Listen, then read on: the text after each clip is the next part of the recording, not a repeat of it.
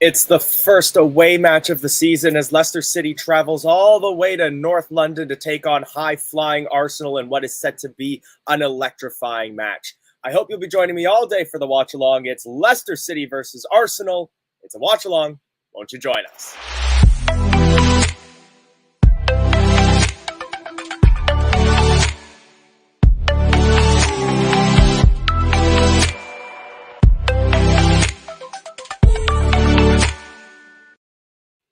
Yes, hello and welcome to Leicester Fan TV, and today we've got a cracker of a match coming up. I believe it's 12th place Leicester City on 1 point, taking on high-flying Arsenal coming off of a big 2-0 win against Crystal Palace. Leicester City hoping for a better performance than their 2-2 draw with Brentford. Both teams remaining relatively unchanged in their lineups, so we're going to run through those lineups for you right now. Starting with the home team, Arsenal. They line up with a 4-3-3 formation, unchanged completely from their match against Crystal Palace. Aaron Ramsdale starts in goal, and a back four consisting of Zinchenko, Gabriel, Saliba, and White. Midfield three of Granit Xhaka, Thomas Partey, and Martin Odegaard. Front three consisting of Martinelli, Jesus, and Saka. Simultaneously as well, only one change for Leicester City in the starting 11, and that's just a change of positioning. We still have all the same players on the field, so Ward gets the start in goal. Johnny Evans is going to be our central defender in a back three, including Dana Marte and Wesley Fofana. Midfield five, consisting of Justin Dewsbury-Hall and Didi Tielemans and Castagna, with Tielemans and Dewsbury-Hall switching sides for this match. They'll be supported by James Maddison, set just behind a lone striker in Jamie Vardy. So get your thoughts in the comments as well. I didn't get the chance to do so for the Brentford match, so we're going to jump right into sending that link out. So please join me on camera. We've got just under half an hour until kickoff, so I hope you will all join me on camera as well. So let's get through a few of your views. Time to blame the ref. Good to see you. Shadow Jaguar saying an easy win for Arsenal. At the moment, I'm still doing my best to remain a little optimistic, but Arsenal have been in quite good form. They showed it well against Crystal Palace, and it is going to be tough to see a way for Leicester City to take this match unless we bring it to them right from the very beginning. Ross, I see that you've tuned in, so if you're ready, you want to give me a thumbs up, I will add you in. Yes. Ross, how's it going? Yeah, I'm on lunch break at work, so I thought I'd pop on and see what's crack. So, fair enough, yeah. Fair enough. So did you get the chance to see those lineups both unchanged? Which kind of surprises me. I would have expected a little bit of adjustment, particularly in defense, following the 2-2 draw with Brentford. I think what Rodgers needs to is learn. Well, he should learn from. Remember, there's drinks breaks in this game, so maybe I don't know. I don't want us to be 1-0 up and then next minute drinks breaks takes the momentum off us. That's the only problem I've got today about the drinks breaks. But understandably, obviously the weather, so I'm not gonna bite it too much. But that's what's gonna happen. We'll be winning or we're playing well. Drinks break comes up after the drink. Boom. Ross, have I still got you?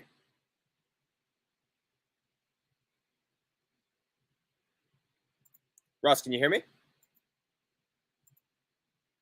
I've lost your audio, Ross. Just give me a quick second. All right. In the chat, please let me know if you can still hear me. That might be a network issue on my end of things as well. Things have been a little bit spotty this morning here in Canada. So please let me know if you can hear me all right. We'll run a couple comments as well before we try to get Ross back in. Time to Blame the Ref saying we sold Maguire as the most expensive defender and now Fofana potentially. So yeah, we were. Oh, so and so if you can't hear me, please let me know, and I'm going to check my settings, see if I can still get you hearing me. Oh, okay, good. Ross, I'm going to add you back in. We're going to see if we can hear you. Yeah, Ross, sorry. can you hear me? Yeah, someone rang me, so it interrupted it. That's why. Gotcha. Yeah, so as I was saying, I don't want us to be playing so well, and the next minute drinks breaks come about, and then next minute after that drinks break, the momentum's gone down or something. So, or it might help if we're playing really bad or something, and we just need that little break for a minute. But no, I think. Do you know what? I think we can sneak it. I predicted a 1-0 win, Leicester, and I think Vardy's going to get it because there's a stat. I don't know if someone can tell me. He scored the most.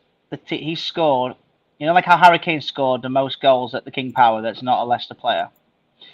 So no one scored more Premier League goals at the King Power than Harry Kane. As an opposition. Vardy's out with Emirates at Arsenal apparently. Someone can True. That is a good. It's a good point, but I hope so. Well, depends. I was going to say, I know that one of the things that we were commending Brendan Rodgers for, particularly in preseason, was being a little bit more nimble with his tactics. And I just came out of watching the Everton-Aston Villa game, and they had a drinks break. I believe it was 1-0 Villa at the time. Villa scored very quickly afterwards, but Everton were quite nimble. They had changed their tactics at that drink break. They scored within 90 seconds of conceding to Aston Villa. Obviously, you just watched that game, and I haven't. So how many drinks breaks did they have? I believe they had one that was enforced, and then they had a second one during an injury. Right, okay, that's fine. And Villa won, didn't they, if I'm just seeing it. Yeah, there you go. Andy Meadows just put it. There he goes. 11 against Arsenal. So I think that might be all together, but yeah, that's awesome. People always love to say he loves a goal against. We know that Vardy loves a goal against Arsenal. I'm holding out hope as well. I'm leaning draw on the side of things. So I'm going to say probably a 1-1, and I think we're going to scrape it late. Do you know I think we'll have a cracking game, though? Sorry? Tielemans. Do you know I think we'll have a cracking game? Who? And do you know why I think he'll have a good game? Because he'll probably will end up be there next year for free, and that's Tielemans. It's possible. I think he'll set up Vardy's goal today. Yuri Tielemans is an interesting character in that way because I think one of the things that a lot of us wanted to see was that if Yuri wants to be sold. We want to see him put himself in the shop window and put in some cracking performances. I think last season, the transfer rumors got into his head. They unsettled him. But at the very least, from what I saw of him, particularly in preseason, a little bit against Brentford, is he is starting to get back into himself. Yeah. Another thing as well, Fofana is not for sale. Just want to make that very clear to a lot of people, a lot of fans that thinking he's agreed deals and stuff. He is not for sale, and he's not going anywhere. You know, I'm sick of seeing Fofana on my page every single day about going to Chelsea, or some plonker has put him in a Chelsea shirt on Instagram. He's not going, and that Fabrizio Moreno is just chatting up a lot of rubbish. You know, people that just they're singing to his every word. You know, end of the day, we've rejected 2 bids. I hope there's no bids more coming in. He's staying at Leicester, and boom. I'm not quite as confident as you are. My stance on that is that I think there is a price that, if met, Leicester City will sell. It's going to be a world record-breaking sale, but the reason why I'm a little more doubtful that will happen now is given the situation for them around Andreas Christensen. Because of the fact that he might not get registered by Barcelona, he could return to Chelsea, and therefore they won't be in the market for a center defender anymore. Well, that's a point. Yeah. So I read that last night. So the Kessie, Lewandowski. No, I work for a mobile network company that has to wear red. So I'm sorry. I apologize. Other mobile networks are available. That's why I didn't say the mobile network. I just said the mobile. That's what they're called. But yeah. Anyway, you know, it's just what was I saying now about. What was I saying now? So we were just talking about the Christensen situation. Oh yeah, so yeah, they've got Kessie, Lewandowski, Rafinha. So they've registered them all apart from Christensen. No, I don't believe they've registered any of the 5 new signings yet, but they've registered a few. They have registered a few. I read this morning. But yeah, that's a good point. But end of the day, though, we hold the cards. It's not like years ago. I think it would have been different had we just got promoted, or you know, it would have been years ago. But now we're a team we're an established team, and people know that we're not going to get bullied. I used to work for them, Dave. Yes, but no, I don't think he will go. He shouldn't go. Why would he leave? Here's a question: yes or no? Has he actually come out and said he wants to leave Leicester? Yes or no? No.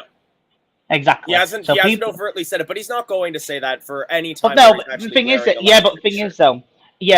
though, players over years, not just thank you, time to play in the ref, exactly. Players have come out in the past and have put themselves transfer listed. They want to leave. They've done a Tevez where they've just not played. They've done stuff like that. So people say, oh, he won't say it, but players do.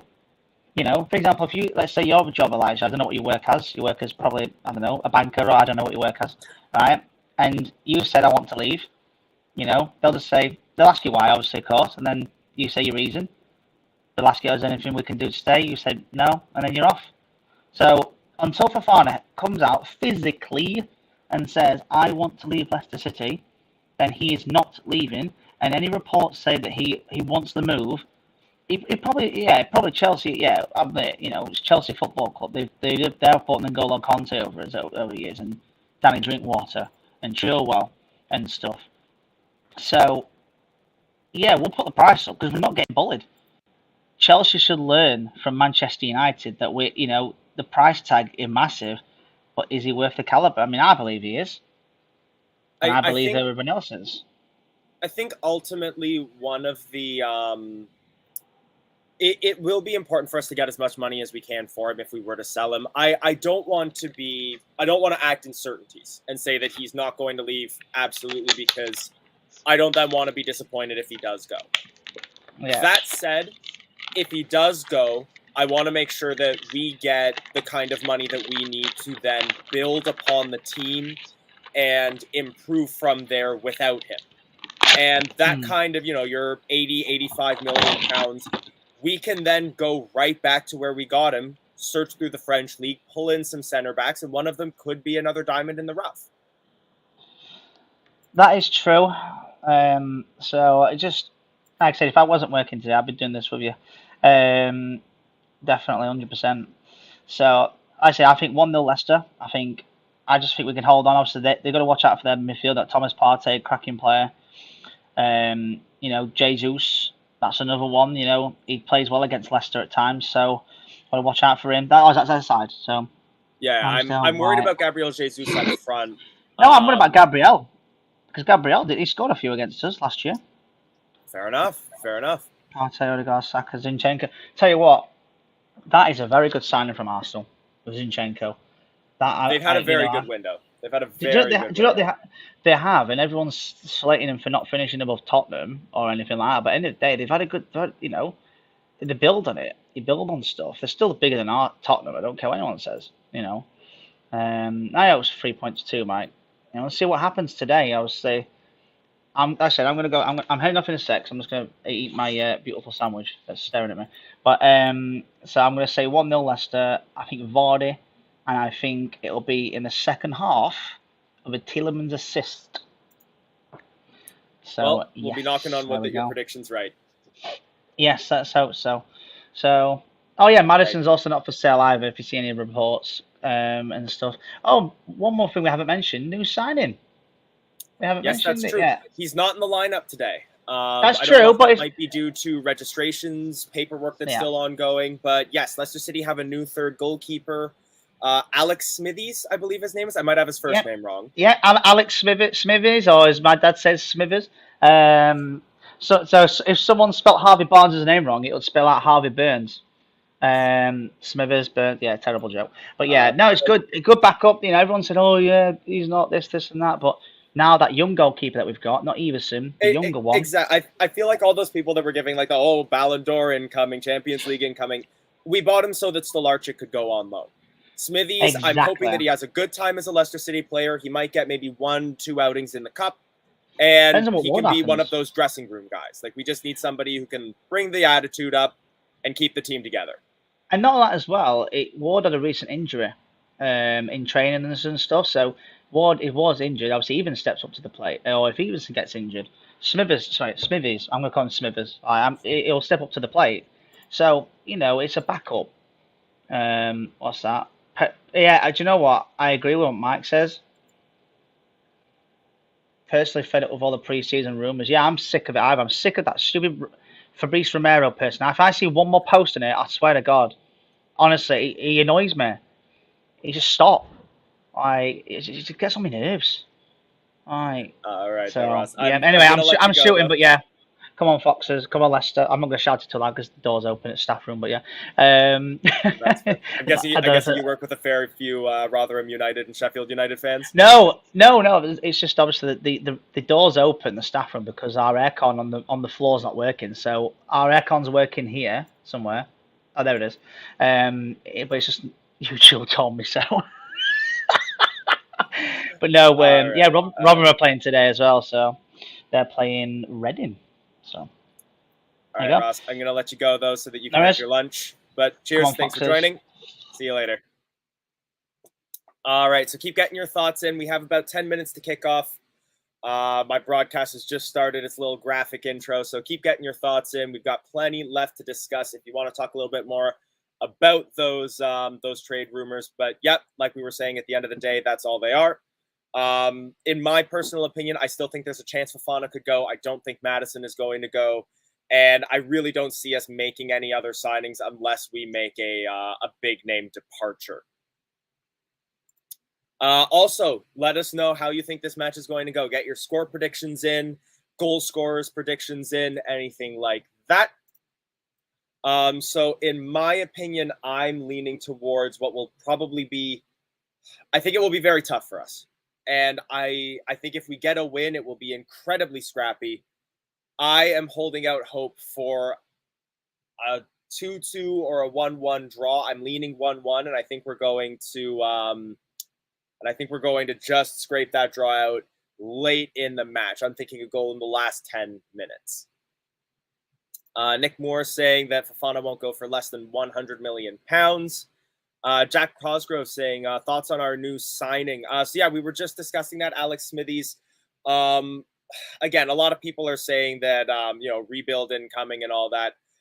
It's clear that he's a player that's meant to help us build out the squad. I'm happy to see him join. Stolarczyk can go on loan. He seems like a great guy, nice player, doesn't cause trouble. Will be a nice person to have in the dressing room, keep spirits high, and maybe he'll get an outing or two in the cup. As for some score predictions, Fran coming in with a 2-2 draw. Andrew Griffiths with 1-0 win with a Fofana header from a corner. Wouldn't you love to see that? A goal at the Emirates, the way that we used to concede last season, would love to see that. Z saying, hate to say it, but a 2-0 loss. Nick Moore saying a smash and grab 2-1 win. Vardy loves playing against Arsenal. We were just talking about that with Ross. I believe we were just saying, I don't have the stats to prove it, but Ross was saying that Jamie Vardy is the non-Arsenal player who has scored the single most goals in the Premier League at Emirates Stadium. So it's an atmosphere that serves him well. Mike Davies commenting on Hamza Chowdhury. So yes, he's on loan right now, I believe, with a loan-to-buy option at Watford. He's a good player. I just unfortunately think like we're a team that's heavily laden with midfielders, so he just didn't really have that opportunity to break in unless he wanted to adapt to that sort of center back type role. So in that case, I think it's good for him to get that chance to go on loan. I hope he can sort of blossom that way, but it will remain to be seen whether he's actually going to come back to Leicester City at the end of that. Liam saying, I'm not hopeful. I'm going to be realistic this season after being quite unrealistic in previous seasons. Let's see what else we got here. Yeah, so Smithy is going to be basically taking over for Eldin Jakupovic's role. So yes, he's going to be that third choice keeper. Your Scott Carson type. Exactly, just sort of like filling out the squad, being somebody who's good to have around, who can mentor some of the other players as well. Jack Cosgrove saying we need a new keeper. To be perfectly honest, I was impressed with Danny Ward against Brentford. I think that maybe he could have done more for the second goal, but I think a lot more of the responsibility for the 2 goals that were conceded lies upon the defense, more so than on Danny Ward. I thought it was quite refreshing to see him coming out of his goal, sweeping balls away, coming out for corners, punching clear, grabbing the ball, a lot less reliant on his center backs than Kasper Schmeichel was. And I think that could actually work very well for us, particularly when it comes to set pieces. Time to blame the ref saying a 2-0 loss. Jack Cosgrove saying 7-0 Leicester. Liam, hate going against this, but a 3-1 Arsenal win. Monty saying can't trust this defense, 3-1 Arsenal. CHB Mudin saying, as an Arsenal fan, I think if Evans performs well today, your defense will be good. That's one of the things about Johnny Evans, is that I feel like he's one of those players that really slides under the radar because he's not one of the most naturally gifted defenders in the Premier League. Nobody's going to come out and say that, but what he does is a very good job of galvanizing the mentality of that back line that he belongs to. I always say that there's at least one player in each of our lines that does that. And it can be it's Johnny Evans in defense. In midfield, it's usually either James Maddison or Mark Albrighton, and then up front, it's Jamie Vardy. That one player who can sort of like yell out to the teammates, get that line galvanized, and it works really, really well for us. Nick Moore saying Vardy needs one more goal to get his 100th since turning 30. I don't know if that's going to be something that's on his mind, but I feel like if someone has told him that stat, he will be going all out to try to get that today. Like we were saying, he loves a goal against Arsenal. He loves a goal against the in the Emirates. Would love to see that happen for him. What else we got here? Dave Gavin, Vardy to score against Arsenal as usual. 2-0 to the Foxes, and Tielemans to get a goal as well. That would be a match for the history books right there. A good 2-0 win against this sort of more invigorated Arsenal side. I would love to see something like that. Like I was saying, I'm leaning towards a draw. I think we have what it takes to not lose, but this Arsenal team is greatly improved from last season, and I don't want to sell them short. I think that this is going to be a very, very difficult match. Andrew Griffith saying, I feel confident but shouldn't jinx it. We scored from a corner and didn't concede from a corner last match, so we could be in there. Agreed. It seems as though that Brentford match really got a monkey off of our back, because not only did we not concede from a corner, but we looked confident when we were defending our corners, which is something that I haven't seen from this team in probably 1.5, 2 seasons at this point. So that's that kind of mentality improvement, that galvanization of the team that I really want to see more from Leicester City through the course of this season. Hassan, why do you think Rodgers has picked Amarte over Soyuncu? That's a very good question. I think that both players are great defenders on their day. I don't think Dan Amarte had a great outing against Brentford, but I feel like Brendan Rodgers has a lot of respect for the confidence player, and I think he might still be giving that start to Dan Amarte to avoid having him sort of slide into more of a slump. He's still going to have Johnny Evans as his center back partnership there, and that's critical for us to be able to preserve that sort of galvanized mentality in our back line. I think he's going to get one more game. If he's still sliding, I think you can expect to see Amarte against Southampton and some of the other matches upcoming. Shadow Jaguar saying 4-0 for Arsenal. Victoria saying 3-1 to Arsenal. Liam saying I trust Amarte more. Chris Townsend saying 4-1 Arsenal. No confidence in Brendan Rodgers' tactics. Peter Davis saying, will the heat make a difference? So I was commenting on that earlier when I was chatting with Ross. So I was just watching the Everton-Aston Villa game, and I believe they had 2 drinks breaks in that game, which gave the coaches a chance to sort of have discussions with their players. And it made a great difference to Everton. They conceded another goal very shortly after the drinks break, scored again within 90 seconds of the kickoff. So again, and then they were pressuring right up until the end of the match. So will the heat make a difference? I don't think it will make a difference to the players on the field, but I think it will make a difference via the drinks breaks. Nick Halpine saying, still no Pratt, even after Rodgers said he'd play a big part this season. Wouldn't blame him if he said, I'm off.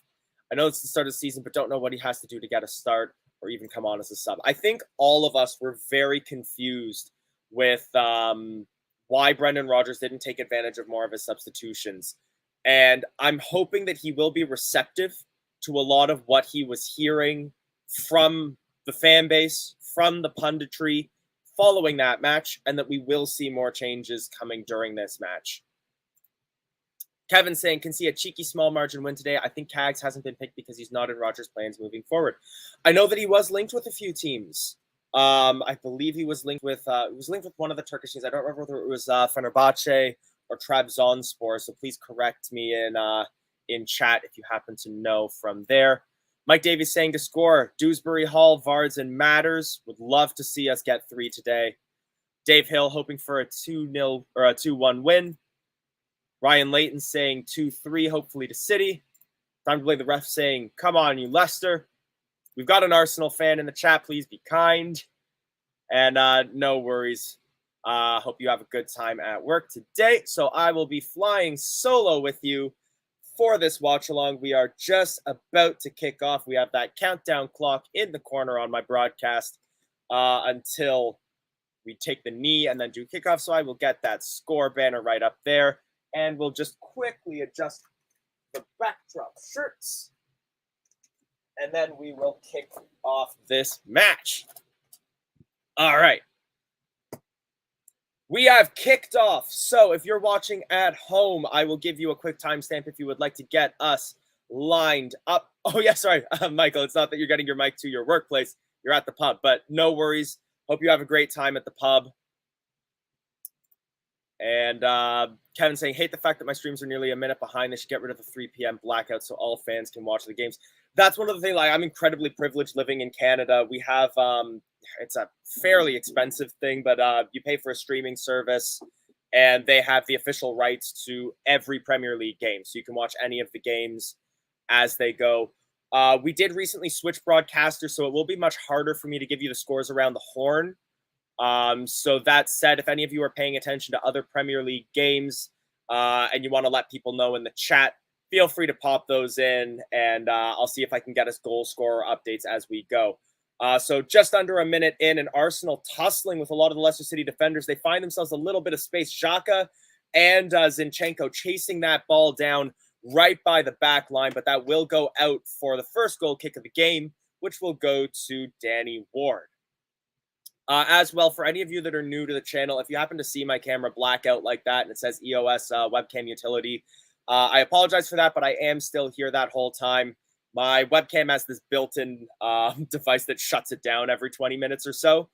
So that'll happen a couple times on stream. It's better when there's multiple people, so it might be just a little more obvious to you today, but I am still here. Canada's a lovely place. We'd be happy to have you. Arsenal coming forward again. Jesus tussling with Johnny Evans, but Johnny Evans does a good job of making himself big. We forced him to the edge of the penalty area, and that is out. He wins a goal kick. Some good defending early on there from Johnny Evans, but also Arsenal doing a good job with some tricky passes, trying to find players on the break. We were just discussing that. So the lineup, the starting 11 is pretty much unchanged. The only difference is that Tielemans and Dewsbury Hall have switched sides in central midfield. One of our audience members was saying that it might be because Rodgers just doesn't see Çağlar Söyüncü in his future plans, which is entirely possible. He was very shaky last season. He's a bit of a confidence player. As Leicester City try to come in on the break there, through ball looking for Jamie Vardy, but that will go right into the arms of Ramsdale. Just a little overcooked. And for those of you watching at home, if you want to get synced up, I am at 2:35, 36, 37. Arsenal coming forward. Gabriel tries to play a long ball, well intercepted by James Justin. He looks for one, looks for two players, cuts inside, passes that ball to Tielemans. And now we're just trying to calm things down, regain our shape a little bit. One thing that we do not want to do in this match is get punched early. We're all right to sort of sit on the ball, find a space where we can, and we may have just found it as James Justin chases down the through ball. Aaron Ramsdale forced to come well out of his net and clear that ball upfield. And Didi, over the head, tries to play a through ball forward. That won't find anybody, nor will Kieran Dewsbury Hall's header. And again, Aaron Ramsdale will collect and pull that ball into his penalty area. No real goal threats as yet for either team this game. Very early doors. However, very energetic. The ball moving edge to edge of the pitch. You wouldn't think that England was in a heat wave watching this match. Wesley Fofana chases forward, makes a great tackle. He's broken into the penalty area, takes a shot, and it's blocked by Aaron Ramsdale. But incredible play from Wesley Fofana there, playing well up the pitch, makes the tackle, makes the run, dekes the center back, and just can't quite get the shot right. Now Arsenal looking to counterattack. It's Jesus coming up the middle. Well tackled by Johnny Evans. However, that will fall to an Arsenal player. It's Granit Xhaka on the edge of the penalty area, and Wesley Fofana with the sliding tackle to intercept that pass. Arsenal caught us out a little bit there, well out of shape. We left a lot of space on that left flank, but Wesley Fofana with two incredible plays very early on in this match. Very, very well done by Wes, both up front and in the back. Dan Amarte passes the ball forward. It's with Madison. Right inside the center circle, he passes it out onto the wing. Castagna. Arsenal putting tons of bodies back. They're okay with sitting back here. They want to maybe counterattack just forward to Jesus. We're forced to play the ball back. It's with Amarte and Madison passing the ball back and forth. Forward to Justin. Justin finds Dewsbury Hall on the wing. He's right in the corner. Plays in a cross, but it's blocked and cleared. And that will be a Leicester City throw-in right in that defensive third. So again, just cutting back there, a great save there by Wesley Fofana. That sliding tackle stopped that through ball the Granit Xhaka played. It was good play by Arsenal as well, but very, very, very well defended, especially given how far he would have had to have run right off from having taken the shot maybe 30 seconds earlier. We throw the ball in, but Arsenal has a lot of players back, so we play that ball right back to the center circle, and we just want to maintain possession at the moment. Bit of a wayward pass from Tielemans, forces Fofana to run back. Danny Ward doesn't want it, but he'll take it and pass it right over to Johnny Evans. Exactly, Mike Davies. So it's paramount that we keep disciplined right now, and we are doing a good job of that. We've been caught out once so far out of shape after putting a fair few players forward on an attack. But other than that, we're okay with receiving some pressure, and we're doing very well at keeping our shape. Big through ball, tries to find Xhaka, but again, Fofana does a good job getting in front of Xhaka, holding him up long enough for Danny Ward to grab that ball. And that seems to be the way that Arsenal are playing. Single passes from the midfield line, just trying to find somebody on a break, almost Vardy-esque in the way that they're expecting those runs. Leicester City, more than comfortable to play short passing around the middle. Maddison just overcooks his pass to Tielemans, and the ball will change hands there. And Arsenal, again, play that ball high over the top. He's looking for Saka on the wing, and Marte does a good job of tussling him. However, Arsenal will get the throw, and Marte not happy with that decision. Throw in now. Saka in the corner. Passes the ball to White. That will be out for another throw in. 2 balls are on the field. There will be a quick break in play while we get rid of those. White to take the throw in. Arsenal players trying to run some sort of system, but Leicester City doing a good job of just holding them up. They'll take their time. Ball now with Saka. Played long across, right into the center. Finds Odegaard. Sorry, that's Zinchenko. Out wide to Xhaka. Zinchenko. White. Back onto the right wing with Saka. Saka looking, trying to get past Fofana. He'll lay it off. Zinchenko again in the middle. Under pressure from Yuri Tielemans. Under pressure from Vardy. And we force them to play the ball all the way back to Gabriel. Gabriel passing back and forth a little bit. Lane saying Brendan Rodgers seemed disinterested since last year. Maybe he was hoping to get the Man United job. I don't think that. I think Rodgers is a little frustrated with the finances of the club at the moment, but that's something that's out of everybody's hands, including our ownership.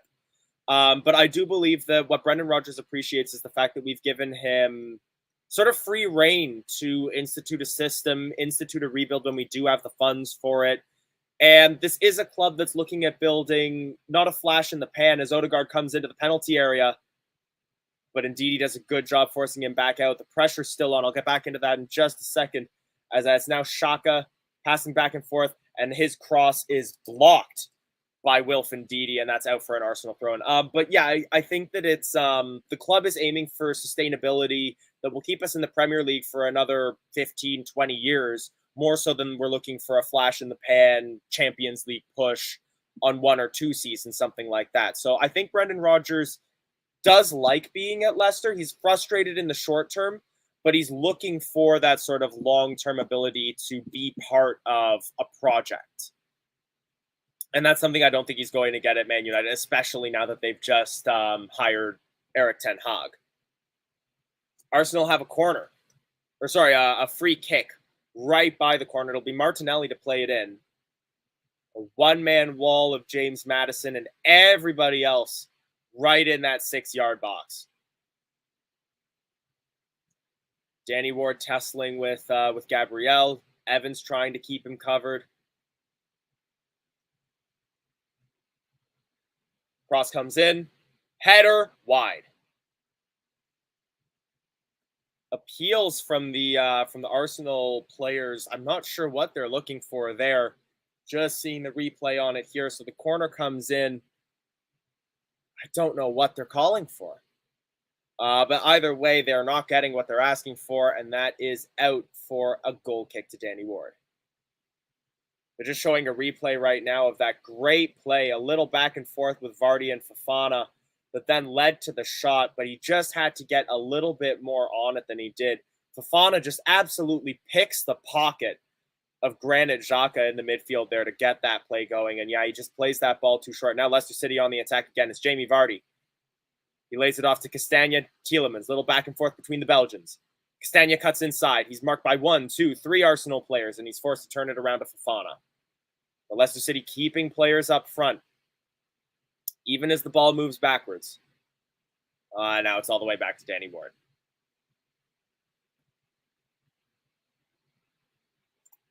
So yeah, a little bit nervous on that free kick, but the club do enough, and we've held on. Fofana right now, marked by 2 players. James Maddison lays it off towards Tielemans. Tielemans plays inside, finds Vardy, lays it off for Dewsbury Hall. Leicester City coming forward now. Arsenal moving back in numbers. Cross comes in from Castagna. Fingertip parry from Aaron Ramsdale. Very good goalkeeping there, and Justin can't quite get to the deflected ball. We're keeping the pressure on, though. Little bit of passing around for Arsenal right now. Well blocked. Leicester City regain possession. Amarte plays the ball back, and it's with Johnny Evans. Scott saying, I hate seeing Vardy defend corners. He should be on the halfway line with Matters or KDH just outside the box. I'll comment on that. Oh, we're good. So the ball's just gone out of play. I believe that'll be a Leicester City throw-in. Little bit of pressure from Leicester, but it doesn't quite turn out for us. But yes, sorry. So Scott, your comment there. One thing that I've seen Vardy do very well, though, is he's good at getting up in the air and heading the ball clear on that near post. We saw him do it twice against Brentford. So I can agree with the essence of what you're saying, but I almost would feel just as comfortable if we had Maddison as a lone man up front, somebody that we could play the ball towards. Little bit of tussling in the midfield, and Arsenal are forced to pass the ball all the way back to Aaron Ramsdale, who's under pressure from Vardy. Plays a long ball that's way too hard for the Arsenal players to control. And again, we're back to tussling in that midfield. Dewsbury Hall tries to knock Martinelli off the ball, but gets caught up in a tangle of legs, and Arsenal come forward now. Odegaard. Out onto the wing, and it's too fast for Saka to get to, and that will be a Leicester City throw-in. For those of you at home, 12:43, 44, 45, if you want to get yourself synced up. And for a quick check of the other scores while we wait for the throw-in to be taken, 0-0s all around. So that will be Southampton, Leeds, Brighton, Newcastle, Man City, Bournemouth, Wolves, Fulham. No goals yet in any of those. And if you happen to be tuned in earlier to the Premier League, Aston Villa did defeat Everton at Villa Park by 2-1. Arsenal on the ball right now in their defensive third, and Leicester City almost playing a bit of a man-marking system. Justin pressuring White, Gabriel being pressured by Vardy. But Arsenal do maintain possession by passing it back through Aaron Ramsdale. Arsenal looking to come forward again. So one-man charge right now. Pass laid off to Xhaka. Don't know who Xhaka was looking for there. He almost passes it to the referee. Forces Odegaard back to collect. Out onto the wing to White. Saka. Right in the corner up against Fofana. Up against Justin. Pressuring. Back to White, under pressure from KDH. Good tackle by Justin there. But then Justin gets tackled, and now Arsenal looking to come forward again. It's with Saka. And that's a free kick to Leicester City, I believe. So Z, I'm actually going to be in Leicester for the Southampton match, and it costs a lot of money to get a kit shipped all the way over to Canada, and then I have to pay ridiculous duties on it. So I'm going to be picking up the shirt from the stadium when I go there. So I won't be on hand for the watch-along against Southampton or Chelsea. However, hopefully the next watch-along that I'm on, you'll see me with that collar on. Let's see what other comments we got there. Surprised to see Fulham draw against Liverpool. You can't count out the promoted teams, because one of the things that they always do is they're feisty, and they bring in new forms of tactics, things that teams aren't used to and comfortable with in the Premier League, and that always leaves you open to a bit of a shock. I feel like we get at least 1-2 of those games every season, so you can never go into a game against the promoted side just expecting a win without putting in the work needed. And talking about putting in the work needed, Wesley Fofana tussling with Martinelli. Both players go to ground, and the card is out, but I honestly couldn't tell you whether that's going to go to Fofana or Martinelli. Looks like it's going to go to the Fofana there. Starts clawing at him a little bit. Yeah, a little bit too much work with the arms there. And yeah, that'll be an opening booking for Wesley Fofana. Patson Daka's on the bench at the moment, so he is not on the field right now, but I feel like we can expect him to likely come on probably around the 60th minute. James saying, I'm in Scotland, so I don't have to stay up till 1 in the morning to watch a Leicester game. That's one of the things that always throws me off. I'm so used to morning football. So when I get to go visit the United Kingdom, it always feels weird. Xhaka plays the corner in, header by Odegaard, but it's high and wide of the goal, and that will be a goal kick to Leicester City. But yeah, it always feels weird to see the football in the afternoon again, because I'm so used to, wake up, roll out of bed, throw on a shirt, and time to commentate. So yeah, high, almost corner-like cross played in by Granit Xhaka. Well headed by Wilfred Ndidi to deflect that off of Gabriel and out for a goal kick that Danny Ward will take. Hoofs it long. That's another thing, is that Danny Ward has a bit of a longer goal kick than I've seen from Kasper Schmeichel. He almost hits it right into the Arsenal defensive third. High ball that was looking for Vardy, won't quite find him, and it's headed out for a throw-in. Will likely be Dewsbury Hall to take. Just a quick clip of Mikel Arteta on the sideline. Will be Castagna to take. Throws it back to Fofana. Evans, Amarte. Justin's cross is blocked. Intercepted again by Ndidi. And Arsenal will just try to shield that long enough for Ramsdale to grab, and he will pick it up from the header ahead of Yuri Tielemans. 17 minutes in. Coming forward now, Arsenal. On the wing, I believe that's with Xhaka. Might be with Martinelli, actually. On my old broadcaster, I used to have the lineups right beside so I could match up players to the numbers. I don't have that anymore, so I have a little bit more of a guessing game as to who's who. Martinelli up against Fofana. Checks him to the ground, and that will be a free kick to Leicester City. You can't do that. And we will have a defensive free kick. So Chris Townsend chiming in says, yes, still 0-0 in every match that's being played at the moment in the Prem.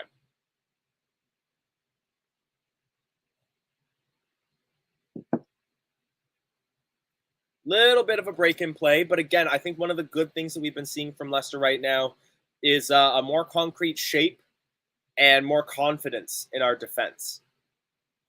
And that's something that we've definitely been missing. Goal kick intercepted by Gabriel, but the header will then be collected by Dewsbury Hall, but again intercepted. And now Arsenal will look to play it up the right wing with Odegaard. Odegaard plays it long, looking for Jesus. Headed away by Johnny Evans as far as Dan Amarte, who tries to keep the ball in, and he does. Passes that back to Evans, back to Amarte, right up into the middle, and then back out onto the wing with Dewsbury Hall. Leicester City moving the ball very quickly now, but that pass to Maddison is intercepted. And now there, Arsenal are coming forward again. Xhaka plays it out onto the wing. Plays calm down a little bit. It's with Martinelli. Odegaard. Saka. Saka crosses the ball in. Header. Great save by Danny Ward. Rebound goes well away from the goal. Big opening save by Danny Ward. So a great piece of goalkeeping there. Keeps Leicester City in this game. I'm not quite sure who it was that got that header. Came in from the way. I think that was Zinchenko. It was Granit Xhaka. And actually that hits the post. Goes just underneath Danny Ward's arm. I think he would have had it covered if he were to get that on target. Ward very close to his post there. But worrisome stuff there just at that moment. Chris, thank you for the update. So it's now 1-0 at the Etihad against Bournemouth. İlkay Gündoğan with that goal. Free kick to Arsenal. That they will Leicester City doing a little time wasting there. Vardy kicks the ball away from the Leicester City or from the Arsenal players. You know, he's just looking to wind people up a little bit. It's what he does best. Arsenal on the ball. Xhaka on the wing. Up against Fofana. Martinelli, actually. He gets past Fofana. Fofana goes down. Big tackle from Ndidi. Possession changes hands. Leicester City on the break now. James Maddison hoofs that ball, looking for Jamie Vardy on the wing. He finds him. Arsenal getting back in numbers. Vardy finds Dewsbury Hall in a little bit of space. Breaks left. Out onto the wing. Turns around. Can't find Vardy with that pass. And now Arsenal look to come forward. Saka pulled down. Free kick. So that's the opening goal in this set of matches. Man City 1, Bournemouth 0. Stats in that game, I just took a quick peek at that. 8 shots to 0 in favor of Manchester City. So I feel like that game is only going to be going one way. Leicester City regained possession from Arsenal in our defensive third. And we're now just passing the ball around, trying to find a bit of space. Arsenal's players are running quite a bit. I imagine they're going to be pretty dependent on their substitutions, considering the heat. Danny Ward trying to switch us right into attack with a through ball, looking for Castagna on the wing, but it will be well intercepted by Zinchenko. Ball out to the other wing right now with Benjamin White. Cuts inside, trying to get around Justin, forced to turn around. Ball now in with the center defenders. Vardy not coming forward to pressure them at the moment, saving a bit of his energy. The play has calmed down. Gabriel plays the ball forward to Thomas. High ball looking for Jesus. We'll find him on the wing. He's under pressure from Evans. Gets partway around him, looking for Martinelli. Finds him ahead of Fofana. Martinelli turns around, finds Xhaka. Shot! Goal. It is 1-0 to Arsenal. Goal scorer is Jesus. High lofted ball up over the head of Danny Ward. And that is the opener, 22 and a half minutes in. Still a lot of game left, though. Still a lot of game left. They're definitely taking their time with the celebrations. It was a good piece of build-up play and a bit annoying the way that they were able to turn around from the defender. So it starts with Jesus getting away from Evans, and then Martinelli manages to shield that ball from Fofana. Castagna gets caught a little flat-footed when it's in. He thinks he's going to intercept the pass, but Xhaka comes in, gets that ball first, plays it back to Jesus, who can then chip it up and over the Leicester City defenders, up and over Danny Ward, and it just finds underneath the crossbar and into the net. Mike, so I got into Leicester City from at a very, very high level of things around like 2008-ish. As we have a now drinks break, so we do also have some time to just talk and banter. It's weird for me to describe like the exact moment that I got into Leicester. I was buying a bunch of imported magazines at the time. It was just after they got relegated into League One, and there was an article about it, and it was just like, oh, team with a cool looking kit, fox on the crest. They had the Tops Tiles logo at the time, which I found hilarious on the shirt. So yeah, from there I just considered them a team that I liked. I wasn't able to follow them. I didn't know the players. I didn't know the scores. There was no way to watch Championship or League One football in Canada. But then they made it into the Premier League. I started being able to watch more of the games. They won the Premier League, so media actually started to care about them a little bit. And from there, I just got more and more into it. Yeah, Liam Covington, it was a very, very well taken goal. Jesus was definitely showing his class. I don't think Wes is going to get sent off. It would take something pretty reckless from him for that to happen. They're just showing the replay there. Jesus takes kind of 1.5 touches before chipping that, and you can't hit that ball any better. We have to give them credit for that. It was very, very well taken. Michael's saying that Casper would save that. It would depend. I guess maybe because Kasper Schmeichel was more the kind of goalkeeper that would keep himself right on the middle of his goal line. Danny Ward was caught a little bit further forward there, which made him easier to chip. Maybe Casper could have gotten to that. A little bit harder for me to say on that because, again, like that was a very, very well hit goal. Players still on that drinks break, so I'm going to take a quick look at the other matches around the horn in the Premier League. Take a look at some of the stats as well. As it stands, that's 1 shot on target for each team, 5 shots to 1, though, in general in favor of Arsenal. Man City Bournemouth, the only other game with a goal scored, as we have now kicked back off. Dan Amarte right now on the ball. We play the ball right back in towards our defenders, looking for that opening.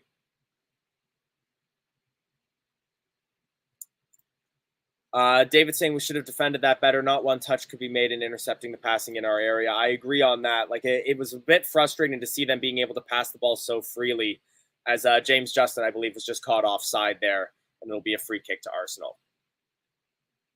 Fulham, 2-0 against Wolves.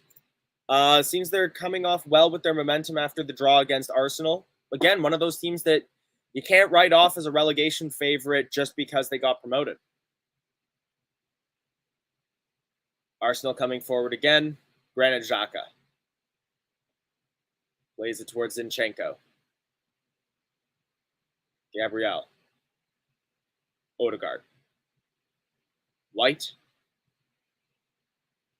Saka. Arsenal maintaining possession with that short passing. He plays the ball off of Dewsbury Hall, and that will be out for a throw-in. Nick saying not impressed with Ward's distribution so far. That's fair.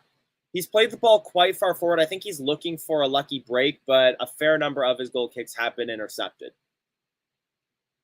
Zinchenko plays the ball back. Saliba. Ball now coming forward again.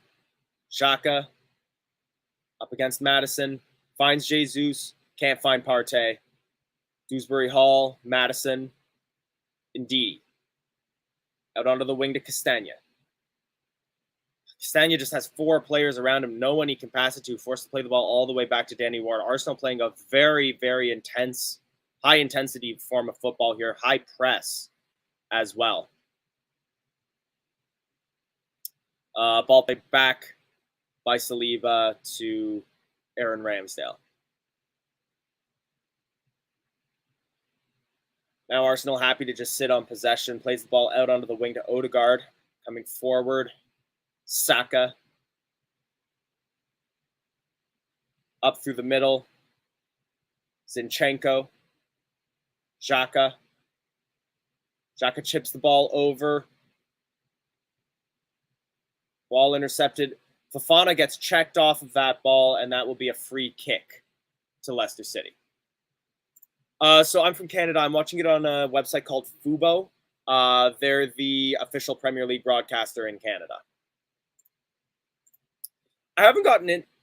Sorry about that. I haven't gotten into FPL personally because I feel like it's just something that I already get up early for the football. I do the live streams. I feel like if I did FPL as well, like I wouldn't have time for anything else in my life. It would just be all football all day.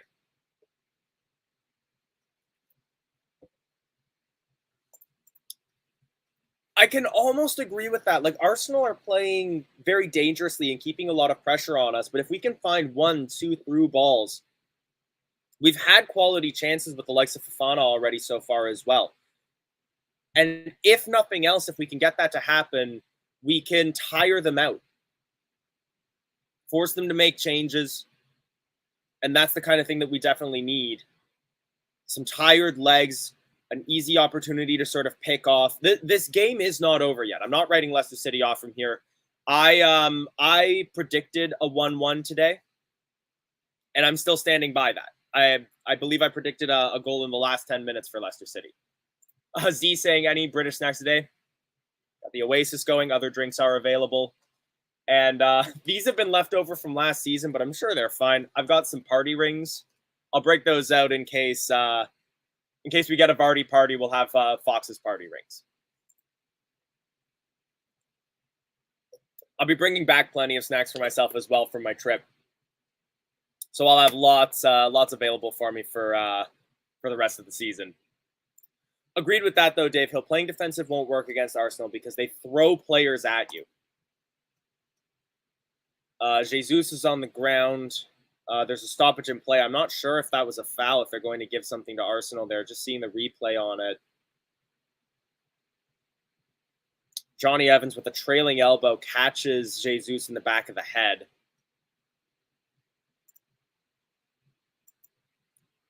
He's holding it right now, but he is back on his feet. He'll be fine, and play will resume with a drop ball. Fofana clapping his hands. He wants to get this team going. He's got an intensity that I'm happy to see for a player that has all of the rumors around him that he does. I don't think we're going to sign anybody. I was a fan of Odysseus Vlachodimos, the Greek goalkeeper for Benfica. I know we were linked with him. I think he'd be great as a as a replacement for Casper long term. He's young. He's proven himself in Europe. But yeah, I just don't think that we have the money or the wage budget to sign a new goalkeeper. Do we have Jaffa Cakes in Canada? Not that you can get Canadian made. So we can get Jaffa Cakes imported. That's where I get stuff like my Oasis and my party rings and stuff like that most of the time. The other thing is I know they're quite popular in Central Europe, like Croatia, Serbia, and a lot of them will have Jaffa Cakes imported. I don't know if I've actually sat down and had one yet, though. Kieran Davitt saying 2-0 City. Kevin De Bruyne scores. And Blue QR saying, as a Liverpool fan, y'all need players. It's a weird scenario because at the moment, that's what's plaguing us is that we have too many players. Leicester City coming forward right now. James Justin on the wing. He has no one to cross it to, though, so he's forced to cut inside. Plays it low. Passes intercepted. Tielemans passes it wide to Madison. Gets past one, but can't get past two. Ball collected by Amarte. Play continues. He plays it low. Ndidi. We've lost the intensity, and we're all the way back to our center backs.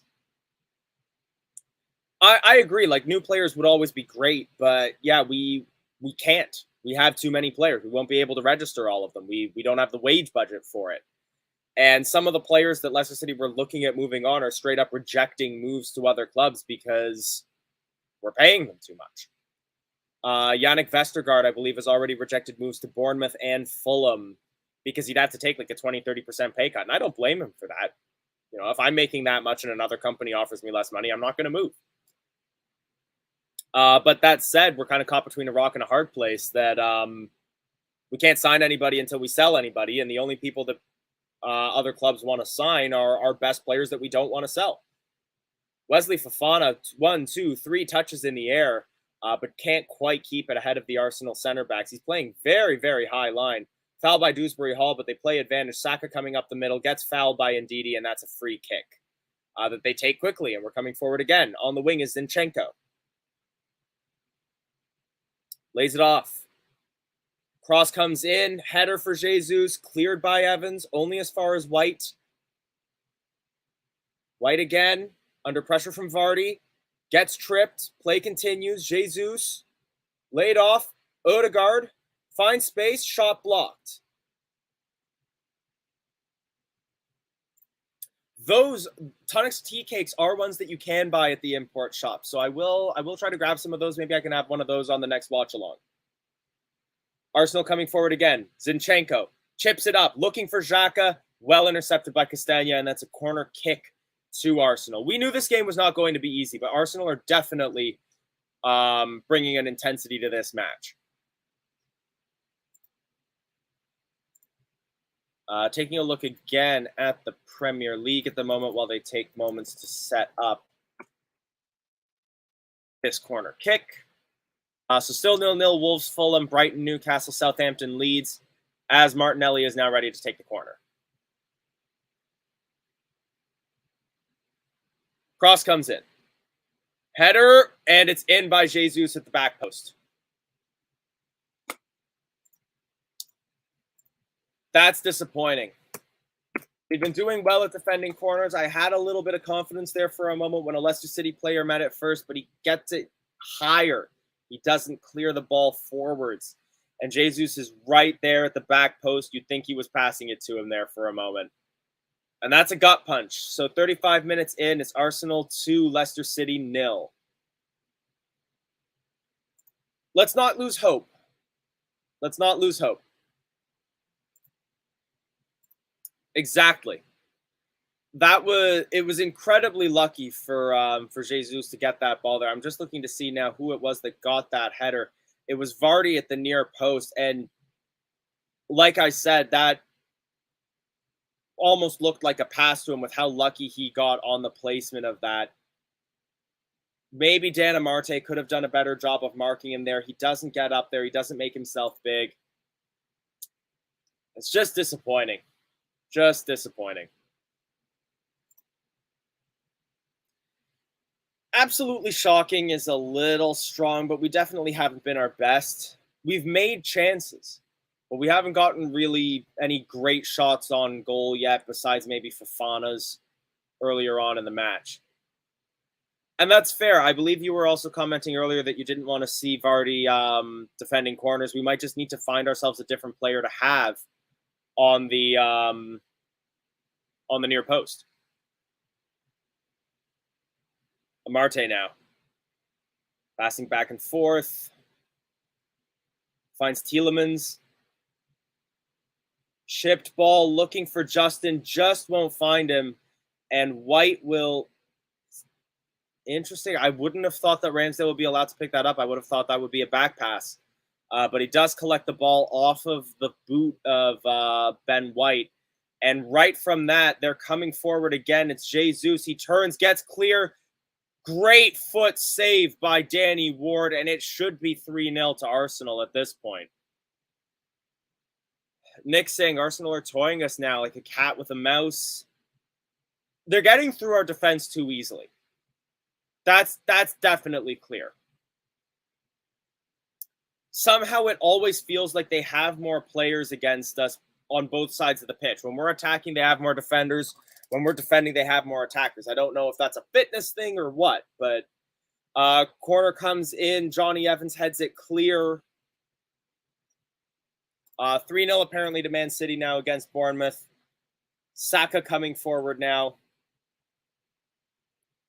Odegaard. Back to Saka. Back to Odegaard from Partey. Gets clear of Ndidi. Lays it off for Xhaka, up against 2, up against 3. Ball's poked clear, but only as far as an Arsenal player. Jesus on the wing. Plays it inside to Xhaka. Partey, Xhaka. Zinchenko. Shots blocked. Leicester City on the ball again. Vardy tries to play a through ball, but it's blocked. And Saliba will play the ball back to Ramsdale. That may well be it, that they're working harder than us. I haven't seen Maddison on the ball much. When he's had it, he's passed it pretty quickly. But nothing really noteworthy from a lot of our players up front so far. I'd love to see us sort of swap to 2 up front. Arsenal play a cross into the penalty area, and it's cleared. And then Maddison gets fouled, and it's a free kick to Leicester City.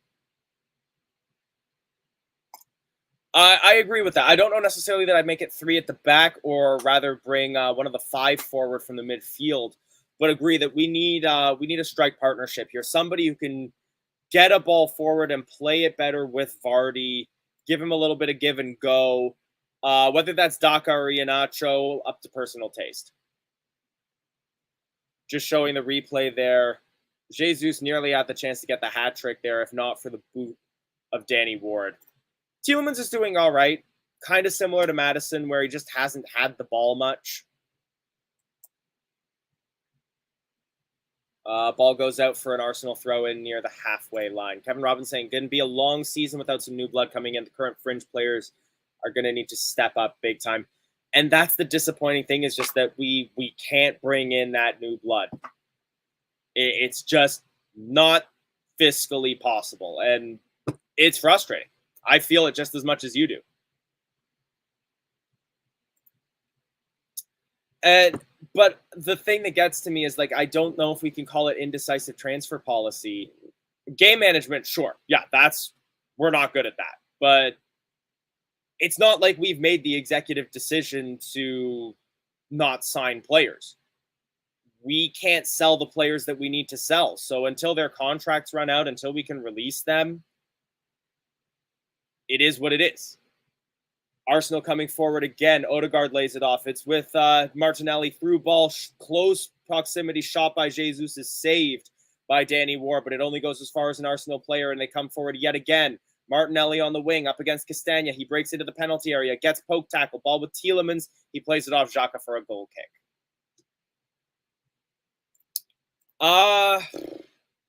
We probably could have prevented the second goal. It was off of a corner. It was still better than normal, but it goes off of Vardy at the near post, and it couldn't have deflected. You can't pray for a ball to land at your player better than it landed at Gabriel Jesus at the back post. First goal was just very, very well taken. Could have used a little bit more intensity from the defenders, but at that point, you run the risk of giving away a free kick right outside the area or even a penalty. Jamie Vardy gets the ball ahead of Ramsdale and gets taken down, and that's a penalty to Leicester City, fouled by Aaron Ramsdale. Will be interesting to see if there will be any additional disciplinary action there, because Vardy could have been clear. Ramsdale comes out. He's known for doing this. He's the sweeper keeper type, and just checks him in the side. No contact with the ball whatsoever. And this is our chance to get that little momentum back, get back into this match. Yeah, replay again. It's just Vardy gets there first. Ramsdale can't stop his momentum. He takes him down.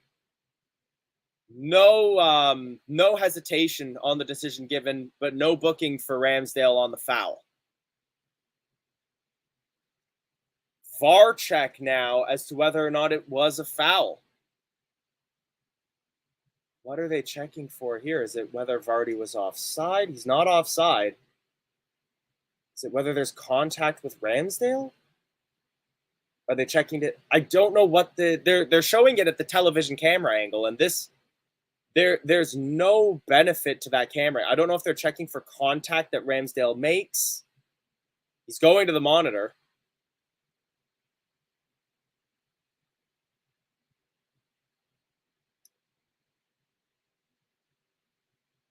Are they checking for... I honestly don't know what they're checking for. I feel like it's probably whether or not there's contact. Ramsdale does not get that ball first.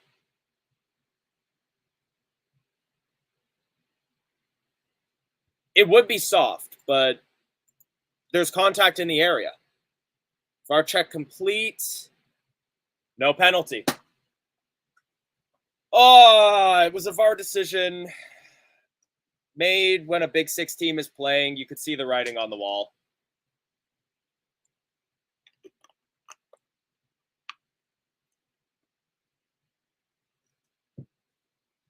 Nick, there's a time and a place for VAR, but it's when a decision like that happens that, yeah, I kind of agree with you.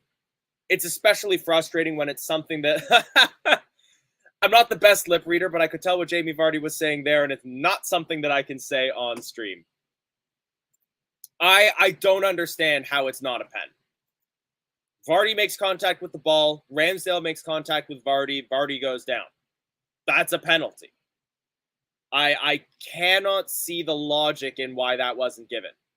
Sure, I'm biased. I recognize that, but if someone can explain to me why that wasn't given, is it because they think he dove? Is it because they think he didn't make contact? Do they think the ball touched Ramsdale? I have no idea. Is it just because he's wearing an Arsenal shirt?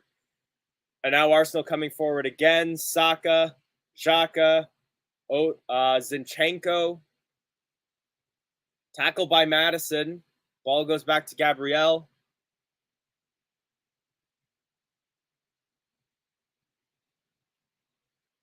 Fofana on the ball. Under pressure.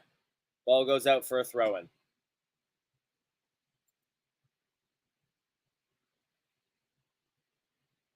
Four minutes added time at the end of this first half. It's a first half that's gone reasonably quickly. And honestly, it's a first half that definitely could have gone worse. There's been some good saves by Danny Ward. Definitely some unfortunate goals given. And yeah, I'm frustrated and confused at the overturned penalty decision for sure.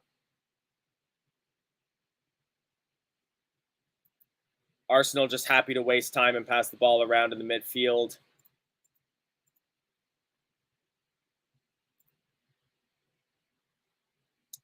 Amp Bruin saying Arsenal are on fire, not going to overreact. I want to know at least we put up a fight.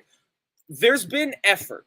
We have been outplayed, I think is the best way that I can say it. We're not rolling over and letting them win this game, but they are playing better than us in this first half at least. I won't disagree that he exaggerated it, but when contact is made, you have to do that. You know, I'm a Dutch fan. I have to advocate for something like that. The only reason we made it to the quarterfinals of the 2014 World Cup was because we exaggerated a foul. But it was a foul. No additional goals to report on for that. Yeah, just double checking on the text feed that I have for the game. Apparently, they believe Ramsdale didn't make contact. I think that that's a shambolic decision. As now they're coming forward again. Play the ball back to the center backs. Still another 2 minutes left of extra time.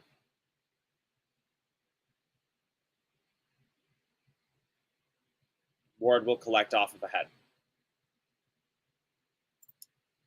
Scott Simpson saying we have 5 subs and looking at the bench, I can't see any game changers. When we get to halftime, we'll get some of you on, and we'll also take a look at the lineup sheet again.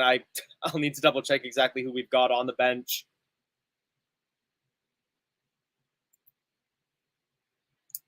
We're not getting relegated. We're not getting relegated. I'm not having that.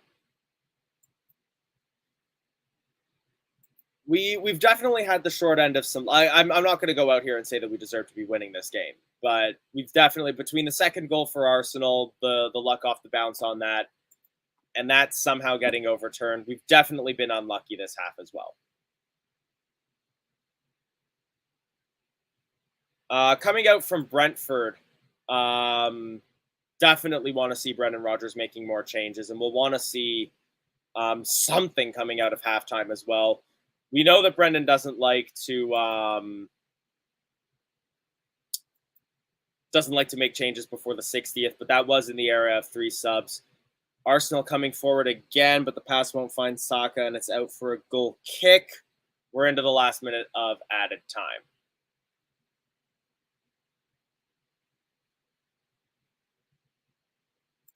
Scott saying I take Big Dan off and run it back 4. So would you be looking at maybe bringing Castagna back? Maybe. Yeah, going like a 4-1-4-1. We look knackered already.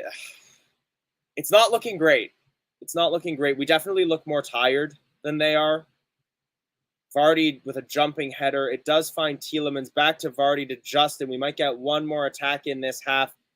Madison finds Justin. Justin gets checked by Saliba. Are they going to give a free kick for that?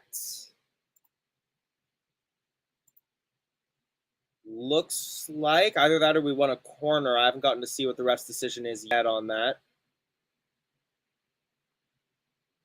They are collecting in the penalty area, so this will be likely the last play of the half. It will be off that free kick. It's going to be Madison to play it in. Let's get a goal here. Cross comes in, doesn't beat the first man. And that's halftime. Exactly. It is a game of 2 halves. Something will have to change for this team at halftime because that first half clearly wasn't working. We were definitely getting outplayed. Getting some suggestions on changes here. Ward, Castagna, Wilf, Evans, JJ, Albright, and Yuri. Wilf matters. Nacho, Vardy, and go for it. So that would be bringing Albrighton on and bringing Nacho on in favor of got Castagna on there. So let's look at the lineup. So that would be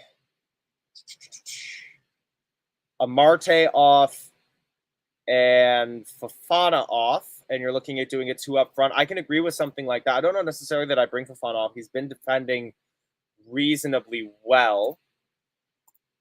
Our forward attackers really haven't had much of the ball at all thus far in the game because Arsenal have been keeping us penned back for the most part. Got it, Nick. So you're saying a 4-4-2 there. That's the thing. Like, I want to see Albrighton come on because you know that you're always going to get full effort from him. But he's not going to bring him on before the 60th minute because that's what Brendan does.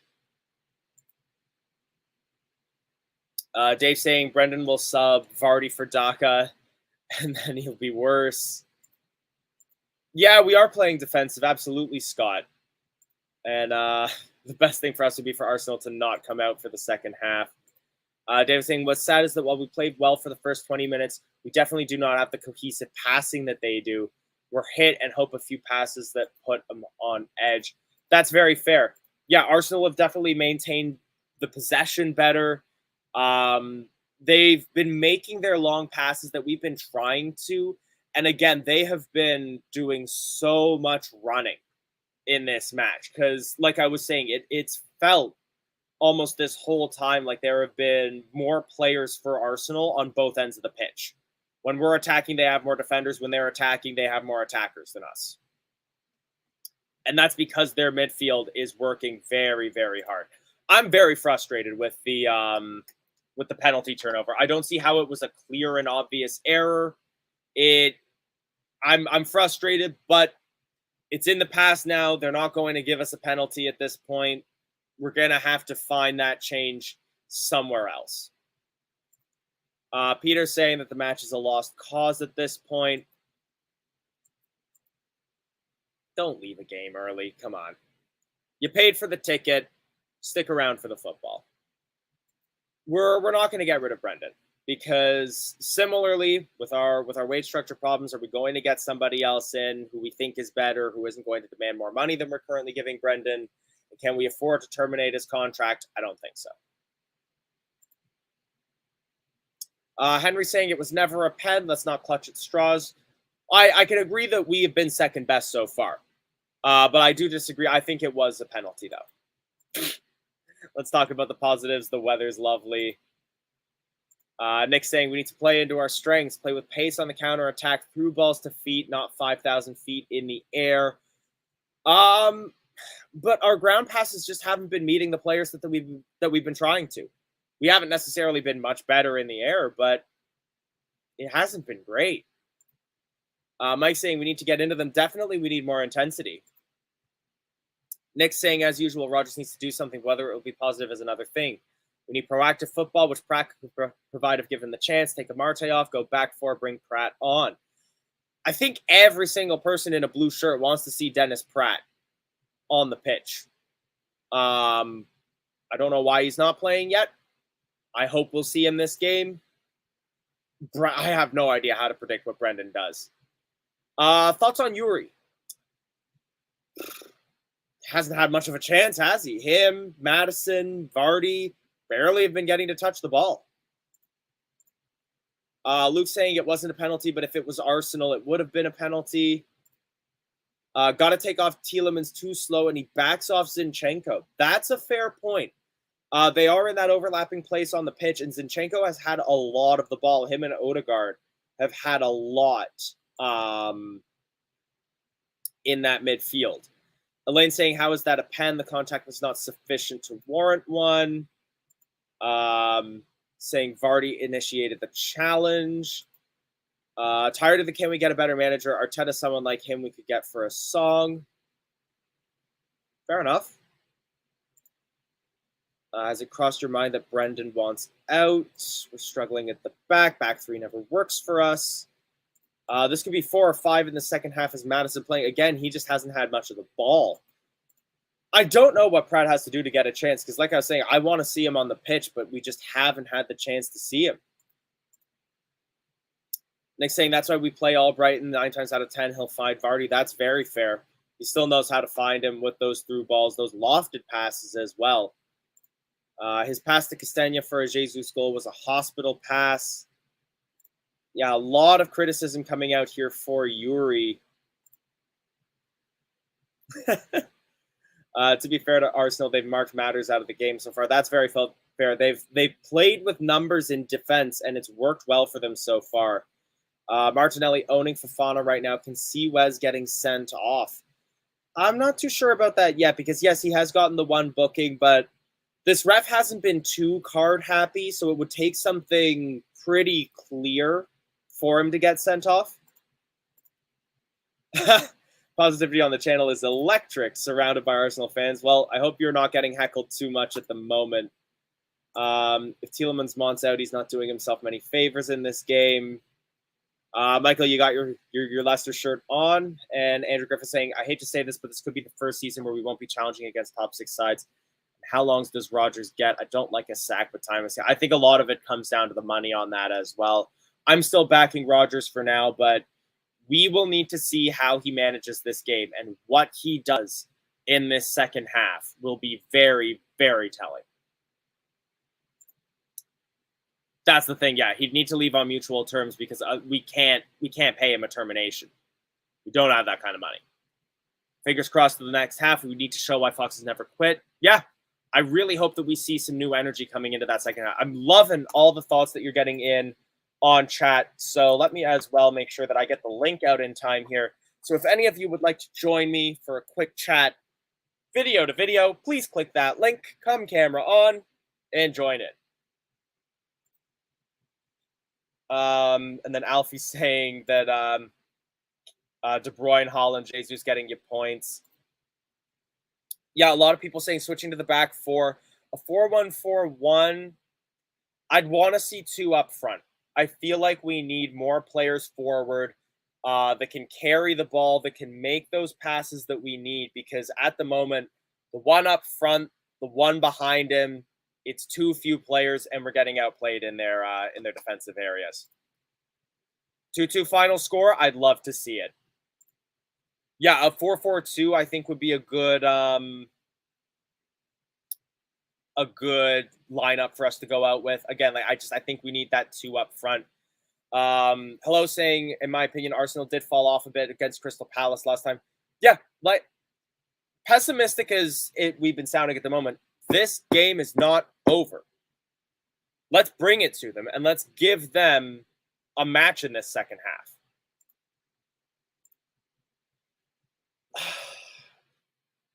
Again, though, like there's while we haven't been our best, there has also been a lot of luck that has gone Arsenal's way. The overturning of the penalty, the second goal. This game could easily be 1-0 at halftime if luck was going a little bit the other way. This game could have been 1-1 at halftime if that deflection went a little better and if we got that penalty. I just don't think we'd be able to get Mancini. I don't think we can afford it. We got Michael joining us, though, so let's get some positivity rolling in on here. How's it going? What's up, guys? All right, well, I don't know if I can bring too much positivity, but the first half, the first couple, 10 minutes, we did play some good football. We seen some good football. We just didn't take our chances, like you were saying. The final ball, our through passes on the ground just aren't really working to feet, so they're trying to chip it over. Justin's had some good runs on the side. Fofana, right in the beginning, making that run with the ball all the way towards the goal, forcing a save from Ramsdale. That was kind of pretty awesome.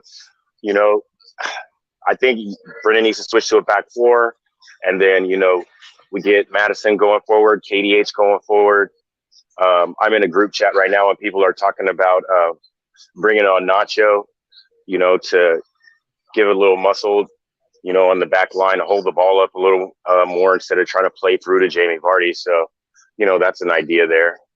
Yeah, I do have my blue tinted glasses on. I mean, if you guys ever see me talk on here, I always think we're going to win every single game. I think we're going to win the league until we're mathematically out. I just that's just how I am.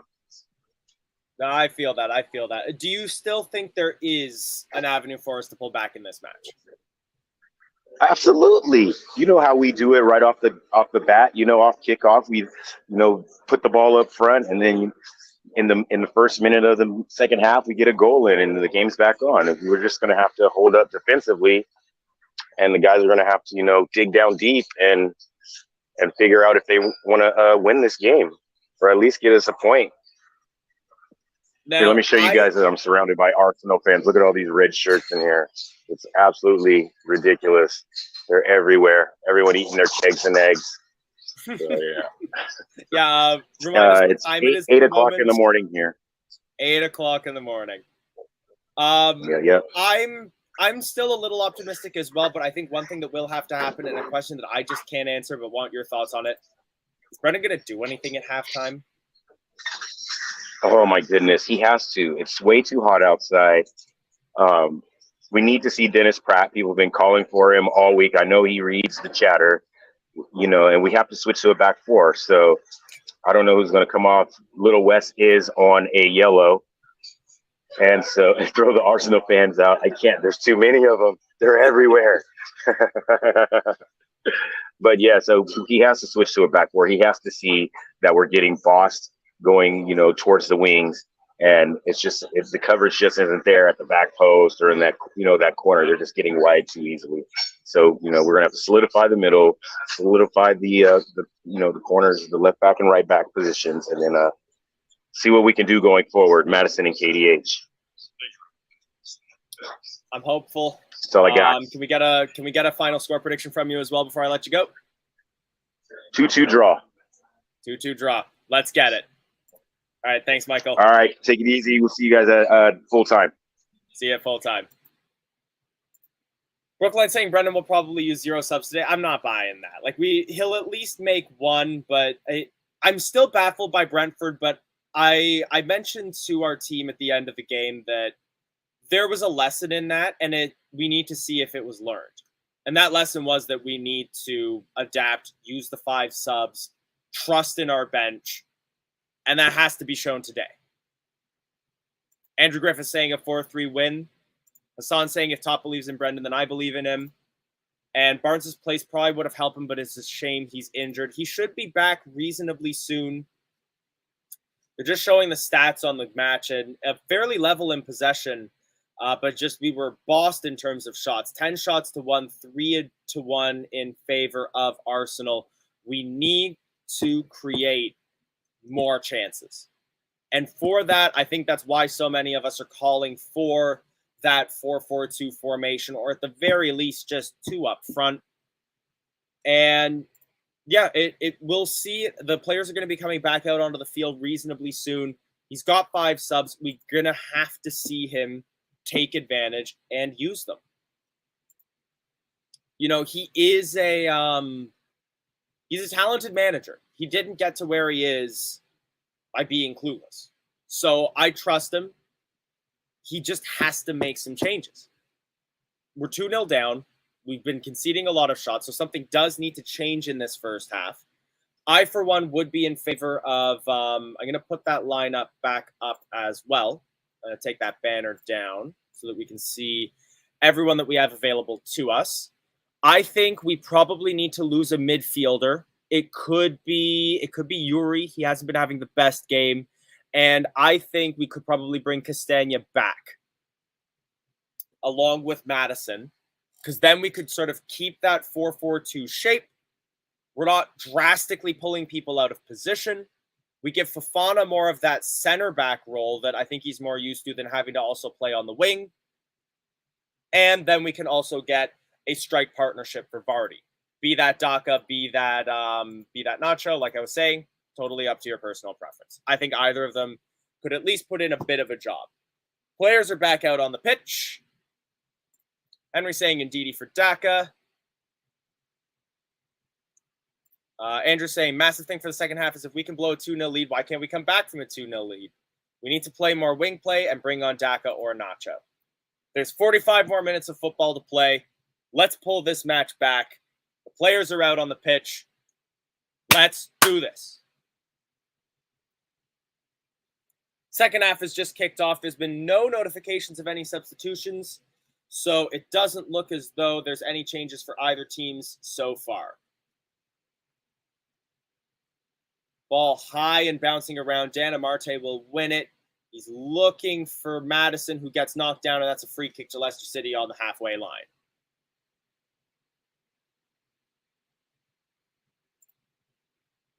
Listen, always feel free to click on that link. Join in with us on half and full time.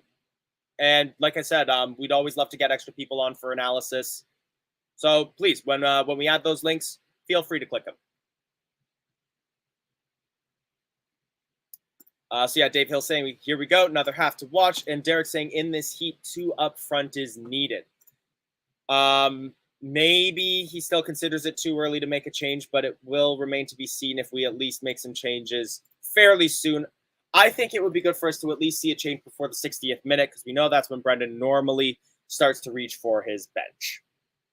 Nick saying, stubborn Brendan again, clear to see why we needed changes second half, and guess what? No changes. But we're coming forward now. It was James Justin, but he just can't quite run for that ball, and it's out for an Arsenal throw-in in the defensive third. Mike Davies saying that his assessment is that we have a number of players unable to concentrate 100% down to the transfer babble. I can't wait for this transfer window to close. Get that cloud of negativity out of here. Get the rumors out of here. And just focus on our football. Ndidi with the ball. Amarte trying to find Vardy. Won't quite find him. Ball now with Xhaka. It's now with Zinchenko on the wing. Coming forward. Leicester City moving back in their shape. Ball out on the wing. Xhaka. Cross into the area. Goes off of Fofana. And that will be a corner kick to Arsenal. Liam saying, I've had enough. If they go 3-0 up, then I'll make changes. Always when it's too late. Hey, they're not 3 up yet. So let's not go saying stuff like that. And I need to get rid of that HT on our score banner as Arsenal line up for this corner. Vardy again is on the near post. Castagna blocking the pass to Odegaard. High cross comes in. Punched clear by Ward, who then gets knocked down. And that's a free kick to Leicester City. I think all of us are calling out for Dennis Pratt. I'm hoping to see him get at least half an hour in this game. Yeah, Granit Xhaka just sticks out an elbow, catches Danny Ward in the chest, and it's a free kick to Leicester City. And that's a fair point. If the players are unable to concentrate, they shouldn't be in the squad. But some of your best players, how much leeway do you have on that? All right, Danny Ward to take the free kick. Lays it long. Looking for the wing, and that goes right out for a throw-in. Not a well-placed free kick there from Danny Ward. He acknowledges it, takes the responsibility, and Arsenal will take the throw-in at the halfway line. Ball with with Saliba. Plays it on the wing to White. He's up against Dewsbury Hall. Finds Odegaard. Saka. Played in towards the middle. Gabriel. Lays it off onto the wing to Zinchenko. Martinelli. Trying to get in. He's up against Castagna. Ball goes back. Gabriel. Arsenal just holding possession at the moment. Plays it wide to White. Out onto the wing to Saka. Up against Justin. Passes the ball back to White. Odegaard. Plays it into the middle. Martinelli gets past one, gets past two, but he's turned around. He plays the ball to Partey, who overcooks his pass to Gabriel. Back to Partey. Gabriel. Some tricky play there by Zinchenko. Finds Xhaka up against Fofana, up against Castagna. In the corner. That ball should be out for a goal kick. It's not given. Ball with Ndidi. Megs his man. Finds Vardy. Finds Tielemans. And it goes off an Arsenal player for a throw-in. Some good intensity from Leicester City there. Let's get that further up the pitch. It's going to be Castagna to take the throw. 50 minutes played. Throw-in taken to Madison. Goes off Odegaard. Another Leicester City throw-in, but deep into our defensive third. There's been a goal at St. Mary's. Rodrigo scores for Leeds. They are 1-0 up. Throw-in is taken. Madison trying to control it against Saliba, but loses the ball. Good tackle by Tielemans. High ball. It's looking for Vardy, but it just has too much curve, and White will collect. He plays the ball up over the top. Johnny Evans will intercept. He passes the ball to Amarte. Now with Ndidi in the middle. Finds Madison, who gets taken down in the center circle, and that's a free kick off Partey.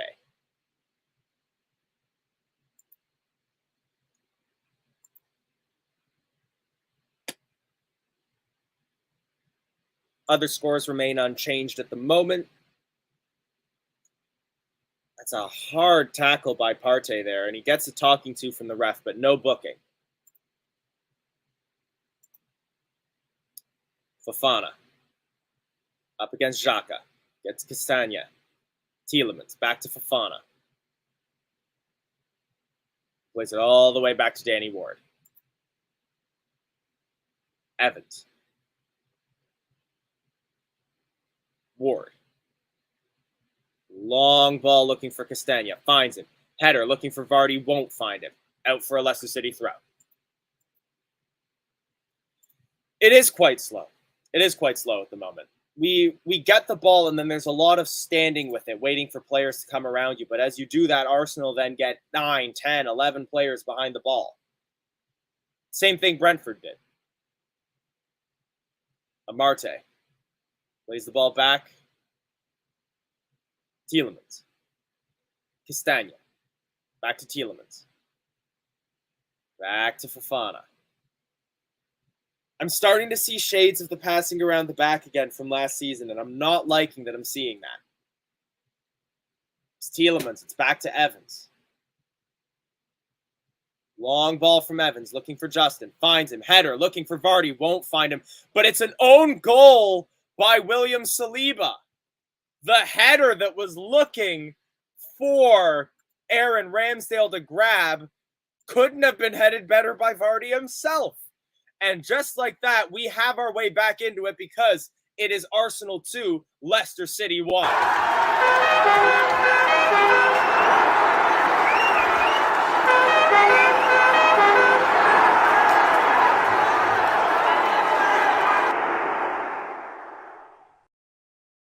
Not quite the way to get back into the match that I thought we would have done, but you know what? We made a play, and it paid off. We forced them under pressure. Saliba does not play that header correctly at all. And there's our goal back into this.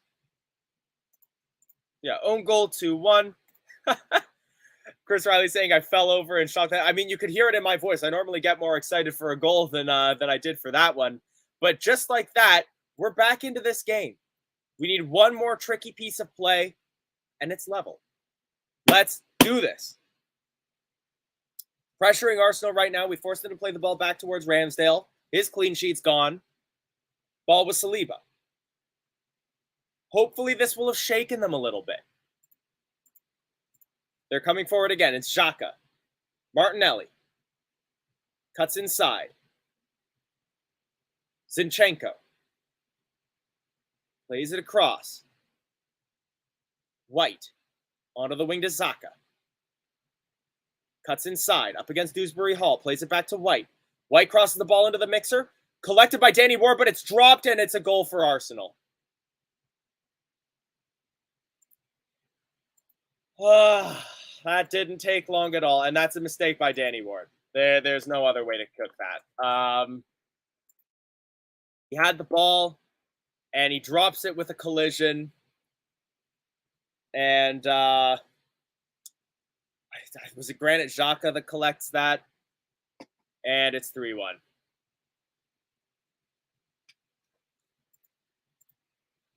Yeah, it's Granit Xhaka. Stop it. Just seeing the replay on that. It's Saka. He plays the ball back to White. White plays the cross in. And it's poorly played by Danny Ward there. That's just a mistake, plain and simple. He tries to collect it, but it's higher than he thought it was going to be, and he parries it, and he's left in no man's land. The ball, who does the ball land with? The ball lands with Jesus, who gets the one touch, lays it off to Xhaka, and there's nothing that any of the Leicester City players in the penalty area can do. Not having that, though. We got a goal. Let's get another one. High ball that was looking for Vardy. Won't find him, and that's out for a throw-in.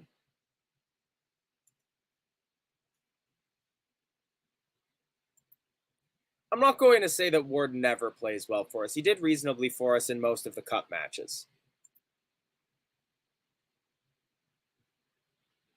Arsenal now on the ball. Zinchenko. Fofana got knocked over. It's now with Xhaka. It's Gabriel Jesus. And there's a tackle. We now move forward. Intercepted. Zinchenko now on the ball. Martinelli. Partey. Shot wide. Danny Ward to take the goal kick. Just showing a replay right now of the tackle on Jesus. Yeah, I'm going to say this right now. If that was not contact by Aaron Ramsdale on Vardy, then there's no contact in this. Not having that. I feel like they're going to send him to the monitor, but I'm not having that at all. That cannot be a penalty if we didn't get one in the first half. And it's not. Play continues, goal kick. Good. Chris Riley's saying, I think Ward's been thrown into the deep end. He's had no preseason. That's also fair. It's a bit confusing to me that you feel like Casper would have had open dialogue with us about his leaving for Nice, but he got minutes in preseason. Iverson got minutes in preseason. Ward didn't really. I feel like part of that might be down to, I believe he may have had a bit of an injury in during preseason, but our goalkeeping situation is worrisome. I still like Danny Ward, but he should have been eased into things. I thought there would be more rotation between him and Iverson over the course of this season, perhaps as well with a goalkeeper that we may have signed if we were to have let Kasper Schmeichel go. Fee with the 99p super sticker for the goal that we did score. Thank you very much for that. We'll be hoping to see another one coming in soon as well. There's still time. 60 minutes into this game. Kevin saying, surely Jesus should get a yellow for simulation. That dive was Olympics worthy. They're not going to do that to an Arsenal player. They're not going to book him for that. Luke, I'm not going to put your comment up there, but it's a fair point. He definitely wasn't good against Forest, but at the same time, we can't judge players off of a single game. Shadow Jaguar saying, Xhaka scoring is showing how bad our season is going to be. Leicester City on the attack right now, though. Yuri Tielemans, his cross is blocked by Gabriel, and that's out for a corner kick. Let's not discount the fact that this is a very improved Arsenal side. We're playing against a team that I think a lot of predictors are confident are going to be getting top four. So with that said, I think we shouldn't have too much fear about this. This isn't too much of a gauge of the fact that like we're going to be falling apart this season. I'm not worried. I'm not that worried. Sean saying, do feel sorry for Ward in a way, but the mistakes can't keep happening. That's also fair. Throw into Leicester City right at the start of the Arsenal defensive third. Almost 60 minutes played. Castagna to take.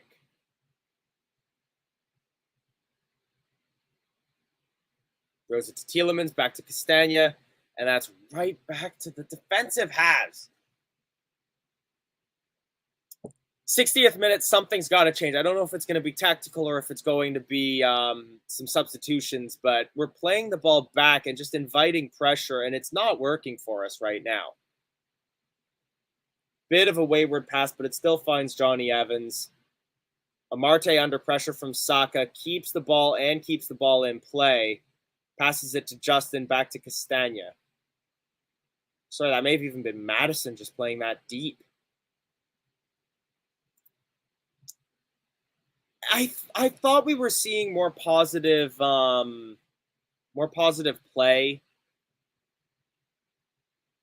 in the middle in preseason, but I also saw a bit of it against Brentford too. Not seeing it as much so far this game though. Choose one, Mahrez or Kante? Kante.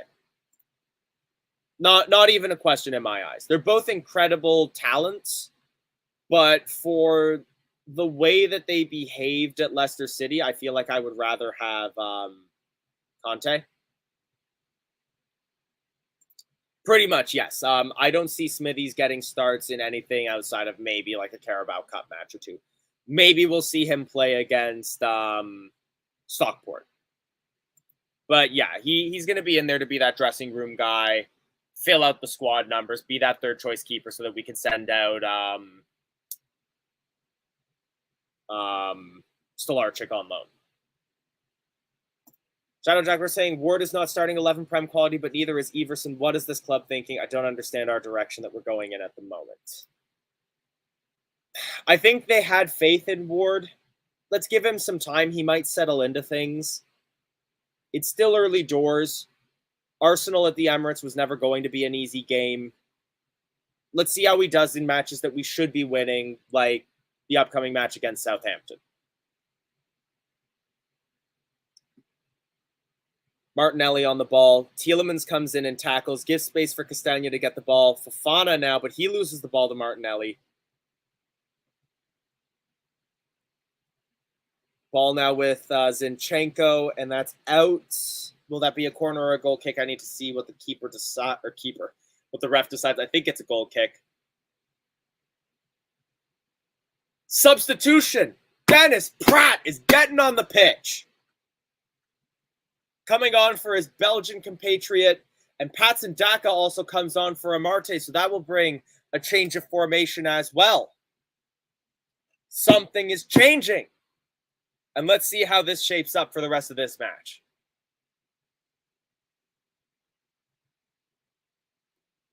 Pratt and Daka make their entrances onto the pitch. I'm going to refresh my text feed to see how that's going to change our lineup. A lot of players congregating right in the middle of the pitch. Not sure if this is just because of the amount of time the substitution is taking. Yeah, it's just because of the time for the substitution. I kind of agree with you, C. It's been kind of negative, the play from us. I expected more from us in this second half. And that's the thing, like, that's why I don't want to be quick on sacking Rodgers or making substantial changes to the club, because it's clear that at the moment we're not aiming for immediate success as much as we want to make sure that we are a long-term challenging Premier League club. And that's why our investments aren't going into marquee signings, but it's going into expanding the stadium to improve our match day income, building that business park to bring in additional income for the club, making the club sustainable so that we're not taking on debts. And that's what I want to see from us.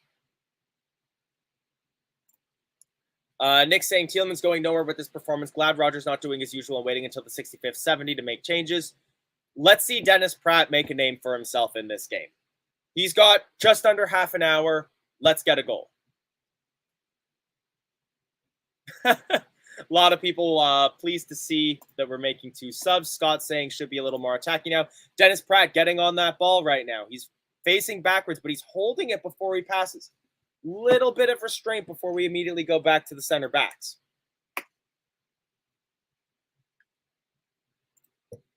Let's be a little fair on both fronts with this. Yes, I agree that in the immediate sense, expectations might be a little bit too high for us.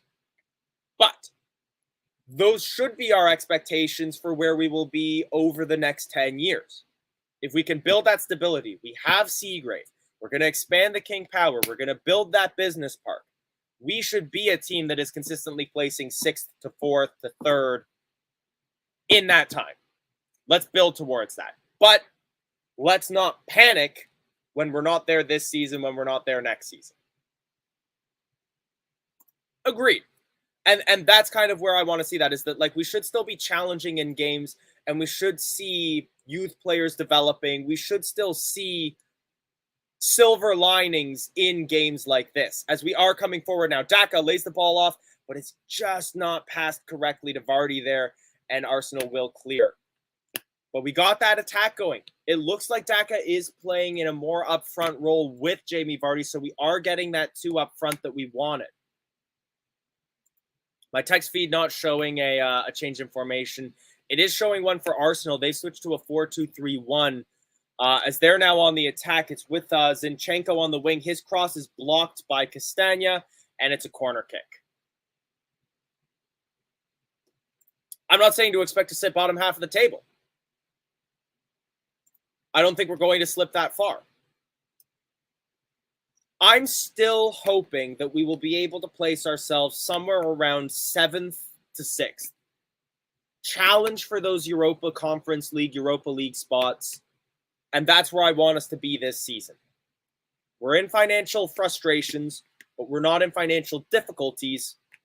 Let's maintain expectations. Corner comes in, high and over, with Saka now on the opposite wing. Outside of the penalty area with White. White plays the ball over. Dances past one, dances past two, Jesus. Shot goes across the face of goal. Nobody is able to put that one into the net. That's fair, see. I don't know why Nacho hasn't really been getting a fair shake at the moment.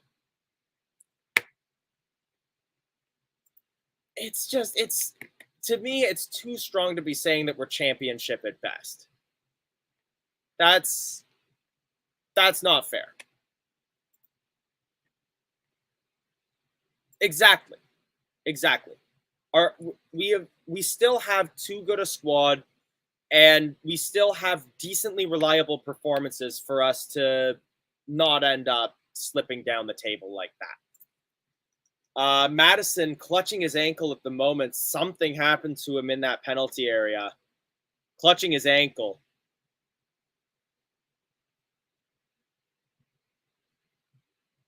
Looks like we're taking a drinks break for the injury as well. Just taking a look at the replay right now. Madison goes in for the tackle. I don't see anything that happens to him there. I wonder if he may have just rolled slightly. He's back on his feet after that in this replay, so that may not be the moment where he gets hit. Yeah, now we're in for a drink break. So let's see some of the thoughts that are coming in. Jason Mills saying, sick of the negativity. Too many Muppets want success yesterday, when the fact is the last 10 years for Leicester City have been heaven compared to where we were. Get real and enjoy being an established Premier League side. More success will come. Okay. There's a lot that I agree with on this. I'm not going to go... The one thing is the where we were. Because I know that that's something that definitely frustrates a lot of the people that have high expectations for us. So I'm reluctant to start using the, like we were in League One, we were a championship side. What I think is significant for Leicester City is that we need to have patience, because Top has made clear with the way that he's investing in the club that we're not aiming for flash in the pan short-term success, which is something that we become accustomed to with those 5th place finishes that we got. I want us to be in that position. And I think we still have an outside shot to be in that position. Jamie Vardy giving some high fives to folks on the bench, so I'm not sure if another substitution may have just been made or if he's just getting chummy during the drink break. Yes, there has. Kelechi Iheanacho coming on for Jamie Vardy. But what I like that I am seeing from the club, even as some games like this one are more frustrating, is that we are building to be sustainable as a club and make ourselves an establishment outside shot at European football. I'm glad to see that the investment is going into things that, even if this ownership leaves, will continue to benefit the football club in the long term. High cross coming in, nearly finds Iheanacho, finds Patson Daka, and his shot is scuffed. Oh! It should have been 3-2. It should have been. And that's exactly it. He's doing his best to expand the stadium and increase our FFP limits. And that is part of that broader long-term sustainability that we need to challenge for top 6. Because otherwise, Madison plays a cross in. We're definitely attacking now. But that is headed clear and goes towards Jesus. In order to challenge those top 6, we need to focus on that long-term stability so that we can do it in the years to come. Because if you don't, as Arsenal are in the penalty area right now, shot taken by Jesus, but it goes wide. What you end up becoming is an Aston Villa. You get a season in the Europa League, you challenge for those top 4 spots, you get excitement for a few seasons, and then you're relegated. You wind up being at Everton, haven't been relegated for years. You put tons of investment into challenging for Europe, and now you're a relegation favorite. What we are trying to do is, at the expense of challenging for top 4 this season, challenging for top 4 next season, is ensuring that we have the youth development that we need to sell players for a lot of money, that we have the kind of stadium that can bring in the income that we need, that we have that business park that can increase our FFP capabilities. And once we can build that, we can be challenging for Champions League against these clubs that just have tens of millions, if not billions of more pounds than Leicester City has. It's frustrating in the short term, absolutely. But I trust the process. And we have to do that for a few years. Kevin saying, the more sustained we are, the more funds we have for transfer. It's all about the long game. We're probably 2 seasons away from consistently challenging for the top 4. I might even be a little bit more bold just to say that we're probably 3 to 5 seasons away from challenging for the top 4 consistently. Arsenal coming forward again. It's Odegaard. He lays it off for Jesus. He chips it up. He's looking for Saka, headed away by James Justin, and then cleared by Dennis Pratt.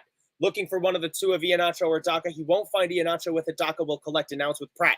We need to play some quick passes here. Quick passes. Over towards Castagna. He lays it off for Madison now. Madison to Castagna. Castagna back to Madison. Come on. Get that ball forward. Over towards Ndidi. Ndidi back towards Evans. Evans lays it off Dewsbury Hall. Back to Ndidi, but we're facing backwards. Fofana. Evans. Dewsbury Hall. Back to Evans. Arsenal have refound their shape. Fofana. Ndidi, Madison. We're coming forward now. It's Iheanacho. Breaks into the penalty area. Gets past one. Lays it off. Madison. Across. Goal! And that's brought us back into this. And that's 3-2. And I'll tell you what, Zab, it is a fairly deserved scoreline. That 3-2, we have been challenging. Arsenal have been a very well-playing team this game. But I'll tell you what, it's back to 3-2. And now we have a shot at getting that equalizer if we can keep pushing forward.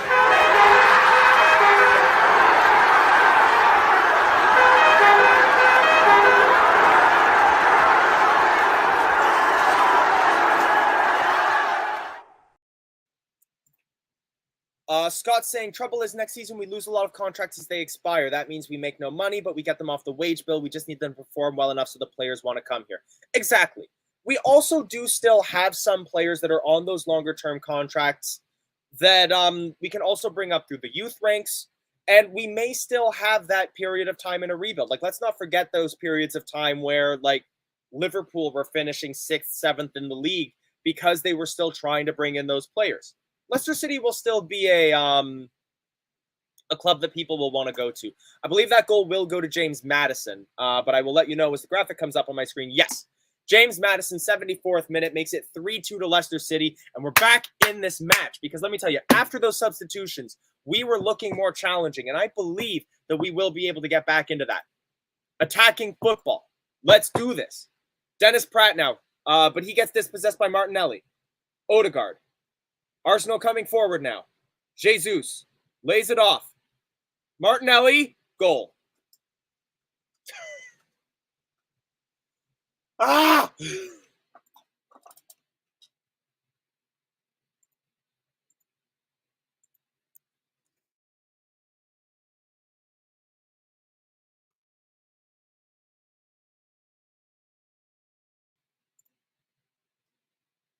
You know what? Let's keep that positivity going, though, because we're still scoring goals, but we are leaking them at the back as well. It's going to be the cost of business when you're throwing players further up front. It's just unfortunate that Pratt gets dispossessed there. Maybe he was a little slow on the ball there. He could have come forward and collected that.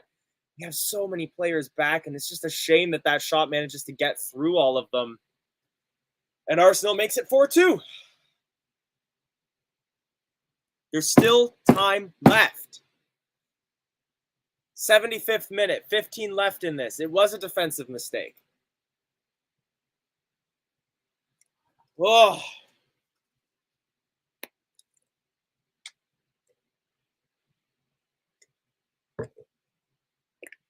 Martinelli now on the score sheet for Arsenal. He joins a brace scored by Jesus and Xhaka. 2 goals for Leicester City, one of which was scored by an own goal by William Saliba, the second by James Maddison. Free kick to Leicester City near the halfway line. Remains to be seen. We were still attacking when we were down by 2, and there's still time left in this game.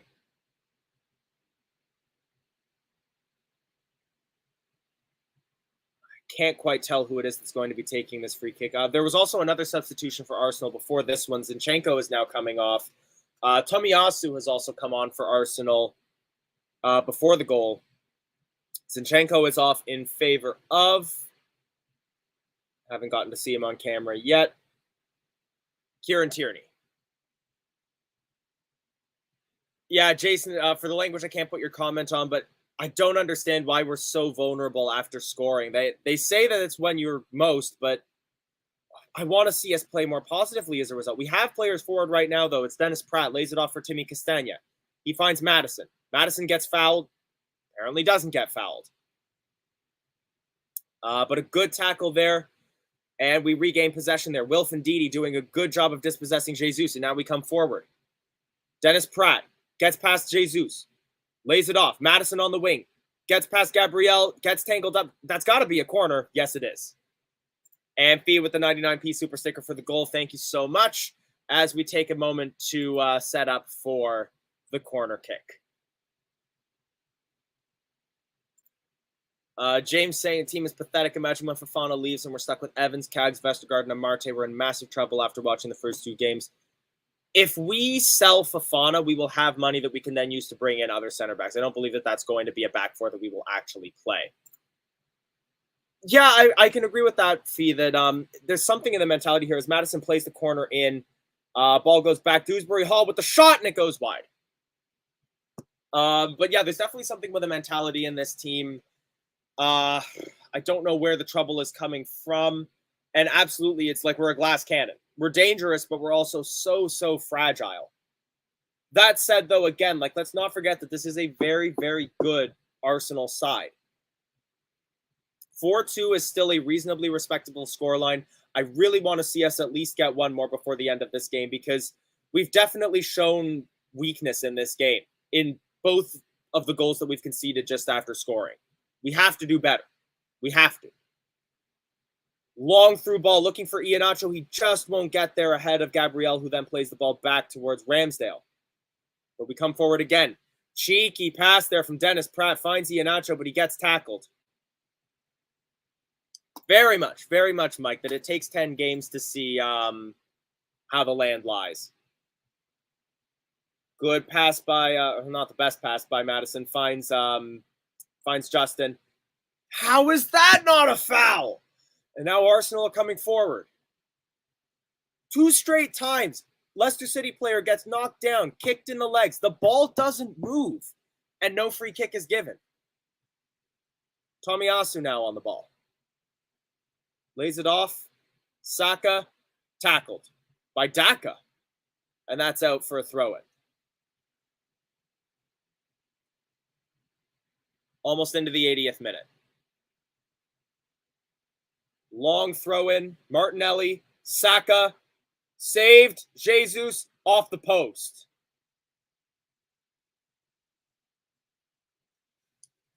Whoa. Very, very nearly another goal for Arsenal there. Dale saying we have 2 defenders that don't want to play for Leicester, and one of them is currently playing. As they set up for the goal kick, I'm going to take a quick look for the scores around the league. Patson Daka chasing down against Saliba, trying to get that ball, putting pressure on him, but he will get that ball clear, but only as far as Dewsbury Hall. Lays it off onto the wing to Daka. Back to Dewsbury Hall. Through ball finds Maddison. Loses his man. Crosses it across goal. Dennis Pratt can't quite get to that ball. For the scores around the league, 4-0 Man City against Bournemouth. 0-0 Brighton, Newcastle. Southampton 1, Leeds 2. Wolves 0, Fulham 0. Did Kolo Touré leave? I wasn't aware of that. I thought he was still one of our coaches.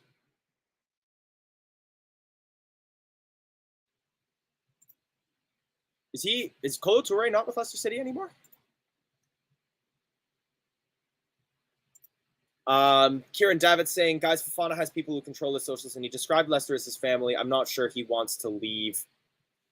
It's possible that they might be luring him a little bit with big wages. There's so many variables with Fofana that it's just so hard to guess where his headspace is at. Ball goes out for an Arsenal throw-in in their defensive third. Short passing, they find Xhaka in the middle of midfield being pressured by Maddison. How is that a free kick? In my opinion, that's 3 missed calls, all in the exact same place. 2 free kicks that Leicester City should have had, and a fair challenge by Maddison that's given as a free kick to Arsenal. This is a frustrating game in many different ways, both through a lack of constructive play from us, frustrating referee calls, as Arsenal come forward again. Saka lays it off to, I believe that's Odegaard. Back to Saka. Back to Odegaard.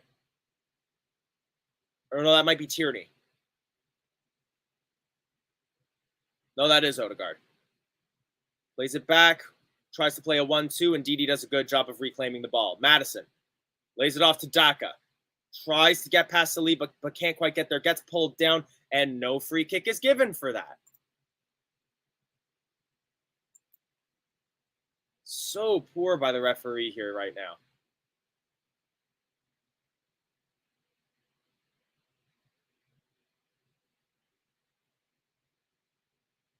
And free kick to Arsenal. Unbelievable here. C saying we can't moan about Fofana being a rascal on social media. He did exactly the same thing when he was with Saint-Etienne. That's fair. I didn't know. I don't follow the French league, so until we signed him, I wasn't paying attention to the things that he did at Saint-Etienne. Another substitution for Arsenal in the 83rd minute here. I believe that's Thomas Partey coming off. And might be Jesus coming off as well. Now, Leicester City have only made... How many substitutions have we made so far? 3 out of the 5. So, yes, Jesus comes off. Saka comes off. I will let you know who comes on for them when I get to see the graphic.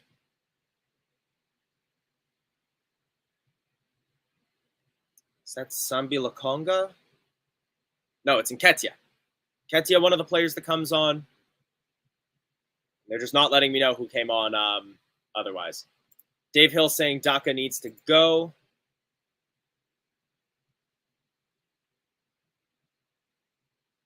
Saliba on the ball now. 6 minutes to go.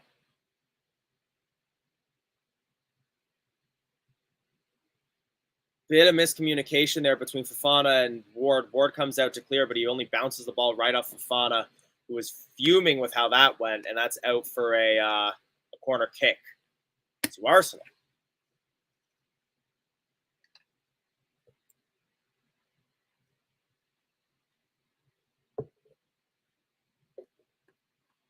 There's an intensity with Fofana in this game that I don't think you would expect from a player who really wants to leave.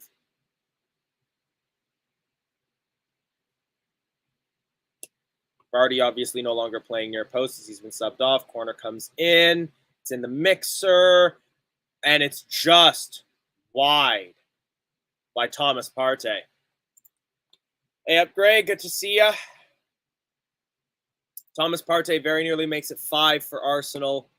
And it goes just wide, and it's out for another corner kick. Corner played in. Closer to the net. Headed out.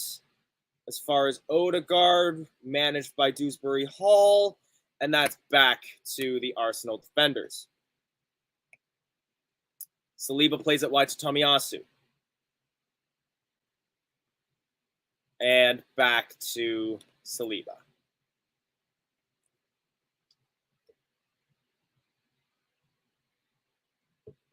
Xhaka.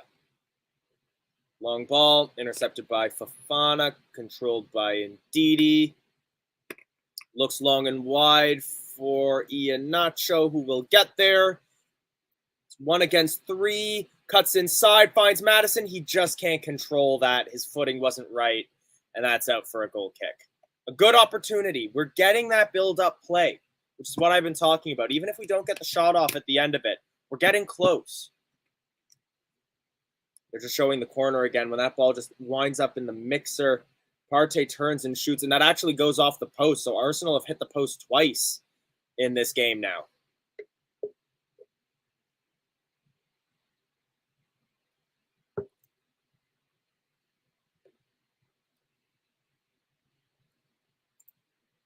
That's fair, Chris. My only criticism of Fofana is that he lets players get into his head. Happened last week when he played against Ivan Toney. I don't know if maybe Jesus was doing that a little bit. Throw into Leicester City right now that Castagna will take right by the Arsenal touchline. Or the Arsenal technical area. It happened twice in this game, Zab. Twice. We score, and then Arsenal got one right back. Dewsbury Hall tries to lay it off for Iheanacho, but it goes off the heel of the Arsenal defender. But we go again. Pratt's pass is intercepted. He's now pressuring Xhaka. Xhaka chips it over and finds Odegaard on the opposite wing. They have a lot of space. Lays it across Tierney now. Tierney lays it off to Nketiah. Back to Tierney. The two substitutes passing back and forth. That's fair. This is a back line that's used to playing under the guise of Casper. I swear this referee. A Leicester City player could clear the ball, and if an Arsenal player who didn't even touch anything falls over, they would get a free kick in this match. It's getting ridiculous at this point. But yeah, communication set up at the back line between Ward and the defenders is still relatively new. We should keep that in mind. Now, again, that falls on the club. They should have set this up in the preseason, given Ward time. Please correct me if I'm wrong. If he was injured, then sure. Free kick is taken. Who is leaving? Gabriel was left wide open with the chance to take a shot there, but he misses the ball and it goes out for a goal kick.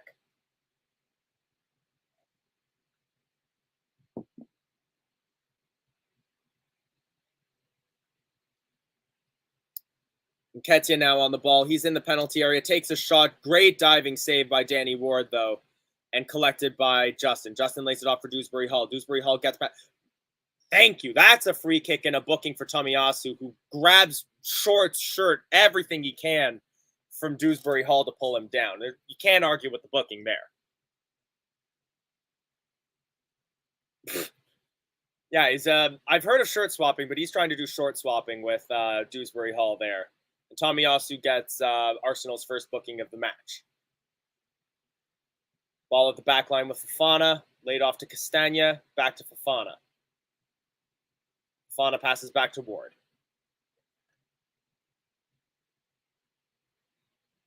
Ward lays it off to Evans. Justin. Dewsbury Hall. Back to Justin. Up and over to Fofana. We're into injury time. Let's pull one more back. Long ball from Fofana. I don't know who he was looking for there, but it's easily intercepted by Tomiyasu. 5 minutes extra time. Madison, free kick. Martinelli trying to do a little bit of time wasting. Won't let Leicester take the free kick quickly. Mike Davies saying next game Smithy starts. It's going to be Madison to take from nearly the halfway line. So this is probably going to be a high through ball. Fofana playing as a striker basically up here. Tries to find Iheanacho, won't find him. Arsenal player gets knocked over. They maintain possession. But we're playing a high press up here. Ball coming forward now. It's Nketiah. Play is stopped. Kevin Robinson saying it's all about the goal difference now. You know what? To leave Arsenal, to leave the Emirates against this Arsenal side, 2 goals conceded, I'm not going to complain that much. We were outplayed. We were the second best team in this match. This could have been much worse. But again, it's early doors. Let's take lessons from these games and let's do better. I want to see us thump Southampton. They will be there for the taking. I want to see goals. It was 0-0 when I went to the Aston Villa match at the KP. I want to see goals. And I think we will get them. I'm hitting my desk a lot today, but I'm fired up. Ward plays the ball to James Justin now. And that's exactly it, Adele, is that, look, I'm sure the Arsenal fans will love to clip this, but I'll say it. They're better than us right now. They're better than us this season. They have better players and a better squad. And they deserve to win this game. But we have put up a fight, especially in the second half. We could have rolled over and died, and we didn't. And I want to see us take some games to some of the teams that we should be beating. And another free kick is given away to Arsenal, this time off of Dewsbury Hall. And yeah, we need to shift up the defense, absolutely. And Kira, maybe I'll see you there. I take off from Canada on Thursday, and I will be at that match. I had to solve my transit after the strike meant that my train got canceled. Mike, cheers. We will have some post-match as well, so if you do want to join us and share your thoughts in the post-match, would love to have some folks on. Love to have people not just have to hear my voice for a solid 3 hours. So yeah, if any of you do want to come on, Chris, yeah, maybe I'll see you at the Southampton match as well. I'll tell you what, see, this is it's a very old desk, but it's solid wood. It can take a bit of a punishment. I feel like I don't know if any of you play Ace Attorney, but I'm just hitting the desk constantly. Arsenal coming forward now again. It's Odegaard. Leicester City are back in numbers, though. Dewsbury Hall does a good job of holding him up, but he maintains the ball. Plays it across. Finds Tierney. Tierney chips. Great save by Danny Ward off of Nketiah. There were calls for an offside there, and I think he was offside. But another good, nimble save there from Danny Ward. Carl, I have some worries about it. However, at the same time, I also have belief in our recruitment and development.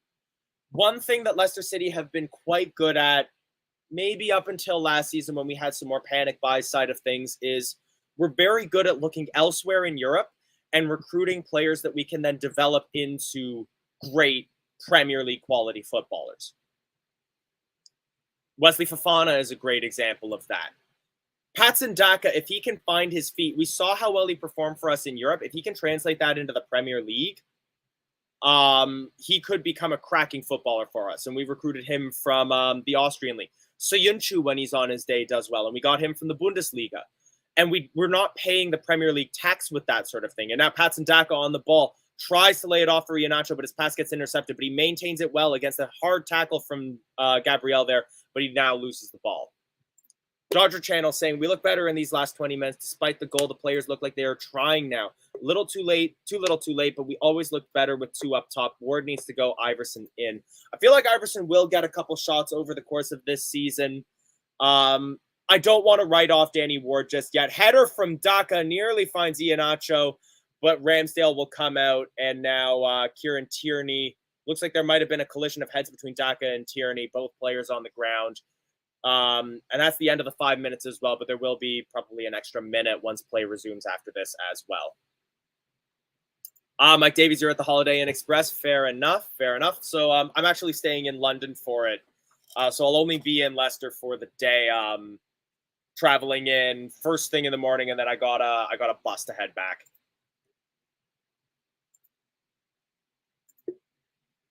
Kevin saying we'll have more funds in January than most of their teams because of how much they've spent with regards to FFP. Could be an interesting second half of the season after the next window. That's also very fair. Very fair. Dodger Channel, I don't know if it's necessarily his authority in the backline or more the fact that they just don't have a system built yet. Like we were saying, this is a backline they played with Kasper Schmeichel for pretty much every single Premier League game this season, except I think one. Ward got the start against Watford. So I think there's a little bit of that inexperience as the backline leader in tandem with a defense that don't know what to expect from it. And that's something that hopefully as this team gets more settled in, they can train more, they can get more games under their belt, we'll see better. I'm still optimistic. Like I was saying, we're not challenging for Champions League this season, but I still see us as an outside shot for Conference League, for Europa League, as that is full-time at the Emirates. Arsenal 4, Leicester City 2. We were a team that definitely did not look the better on the field, but I will say, I'll go so far as to say the word respectable. We went out and we gave them we gave them a match towards the end of the game. We made some good chances. We forced some saves. We forced some last-ditch defending, and I think we can definitely do better in the next few matches as well. With that said, let's jump right into the post-match. I think we're going to keep the post-game pretty quick, but if any of you would like to join me and share your thoughts on how we did this game, on what we need to see for future matches. Michael saying we need to see more Nacho. Christian saying Amarte should never start for Leicester. If we play 3 in the back, then it's going to be a long season. Dodger Channel saying wish we could sign a center back. And Simon saying you're delusional. Be lucky to finish 10th this season without new additions. Fair enough. I still see us probably finishing between 8th and 6th. That's my prediction. I'm sticking by it. If I'm proven wrong, feel free to call me out for it, but that's where I'm standing when it comes to the end of this season. Feel free to also put in your man of the match predictions. I do feel like it was a pretty even team performance. Dodger Channel saying I put us 14th for this season. I don't think we're going to slip that far. I'm definitely a man with blue-colored glasses, but I don't see us falling that far. I don't see us falling. I would call 10th a disaster, in my opinion. I don't see us falling anywhere around 9th or 10th. But like I said, a lot of it will be telling based on how we do against more clubs further on in the season. Like we were saying, I have to give full respect to Arsenal. I'm sure the Arsenal fans in the chat will love this, but you played well. You have a good system going. Your process is paying off, and you've had a great transfer window. They were the better team on paper, and they won this match. Southampton, to me, will be very, very telling. If we're conceding against Southampton, we have defensive worries. If we're not scoring against Southampton, we have attacking worries. Those are the teams that we have to beat, and we have to pick up those surer points against for us to be challenging for those placements. Chris Riley saying I'd give Siyunchu a run out on Saturday for Amarte against Southampton. That's fair. Even if he is eyeing up a move, let's give some chances to Siyunchu. Shadow Jaguar saying a 12th to 15th finish. Chris Townsend saying Southampton and Villa next. Must wins, and I mean must wins. Very fair. I will call Southampton a must win. Villa will be a challenge. Michael saying Zinchenko and Jesus. Arteta's trying to get as many Man City players as he can. But you know what? Both of those players did very well. Especially Gabriel Jesus. He was making all the runs that he needed to. I feel like he's going to be Arsenal's man of the match. Leicester City's man of the match. I'm a little hard-pressed to pick off the top of my head. I'm going to put that lineup back out as well. Again, like both players across the board had good moments and bad moments. I might say Dewsbury Hall was all right. Justin was all right. Castagna was all right. Fofana put in a lot of effort. Michael saying Madison man of the match. I just don't think he got the ball enough for me to say things like that. Kenny saying Fofana had a shocker today. Can someone get him and Danny talking? Fofana was on and off today. I think that he also had some moments where he did pretty well. Chris saying Perez could get on against Southampton because he likes playing them. He scored a few. He's another player that I really feel that we need to give more chances to. I like Ayoze Perez. I rate Ayoze Perez, especially as a rotation up-front player. I think he'd do well as that sort of alternative in a front two, a substitute for Vardy in a front one. Give him some chances.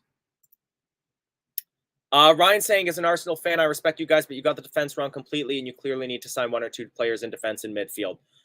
I'm not going to argue with that. Like a new center back signing would definitely help us. Someone who can help us get a little bit more rotation in there, but it just comes down to the funding again and again. And We're not going to get somebody in who's going to be that Premier League quality player that we want without shipping out some players first. And you know what, Michael? That's a very fair point. He got our goal. I can give you that. Also saying that Fofana is class and has a really good future ahead of him. I'm really hoping that he sticks around with Leicester for a little bit longer, continues to grow, continues to develop. And yeah, we're overloaded at midfield, absolutely. If we're going to be making signings, maybe a winger, but defense is absolutely what we need to build up. Absolutely, yeah, overloaded in midfield. We have too many options. We're shipping out Hamza Chowdhury on loan. We've got decent midfielders who they're not even part of discussions right now, like your Mendy's and and Sumare, not even included in a lot of the discussions around like who starts when. Nick's saying can't see us getting anywhere above 10th. You may even struggle to get above 12th. Unfortunately, I could see the likes of Newcastle, Brighton, West Ham, Wolves, and Villa all above us by the end of the season. Again, I'm not that worried. I still see us finishing ahead of a Brighton. I still see us finishing ahead of a Villa. Wolves, West Ham, Newcastle will be challenging against us, absolutely. Ryan saying, as a neutral, you guys have to admit that Jesus is really scary. I got to ask what your opinion was on the first goal. It was class. I believe you said you were an Arsenal fan earlier. I'll give that to you. Like, he did incredibly. He runs well. He knows how to get around a player, and that was millimeters perfect placed. And I can't argue with it. It was a greatly taken first goal. As a neutral, I hope you can admit that you got lucky on the second goal with the way that the ball bounced to Jesus. But yeah, the first goal was class. No, I don't think Casper would have saved that. It was a very, very well taken goal. Derek saying last season's defensive problems remain this season's defensive problems. Yep, that's fair.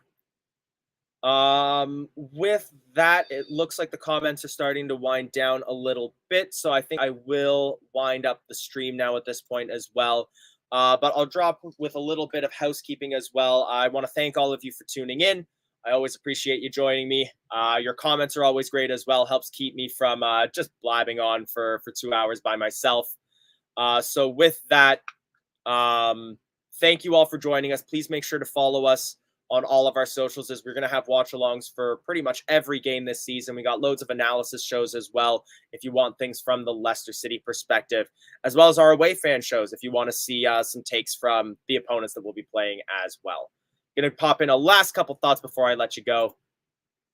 Ryan saying, I have to disagree respectfully with the second. I still think it was masterclass at the end of the day.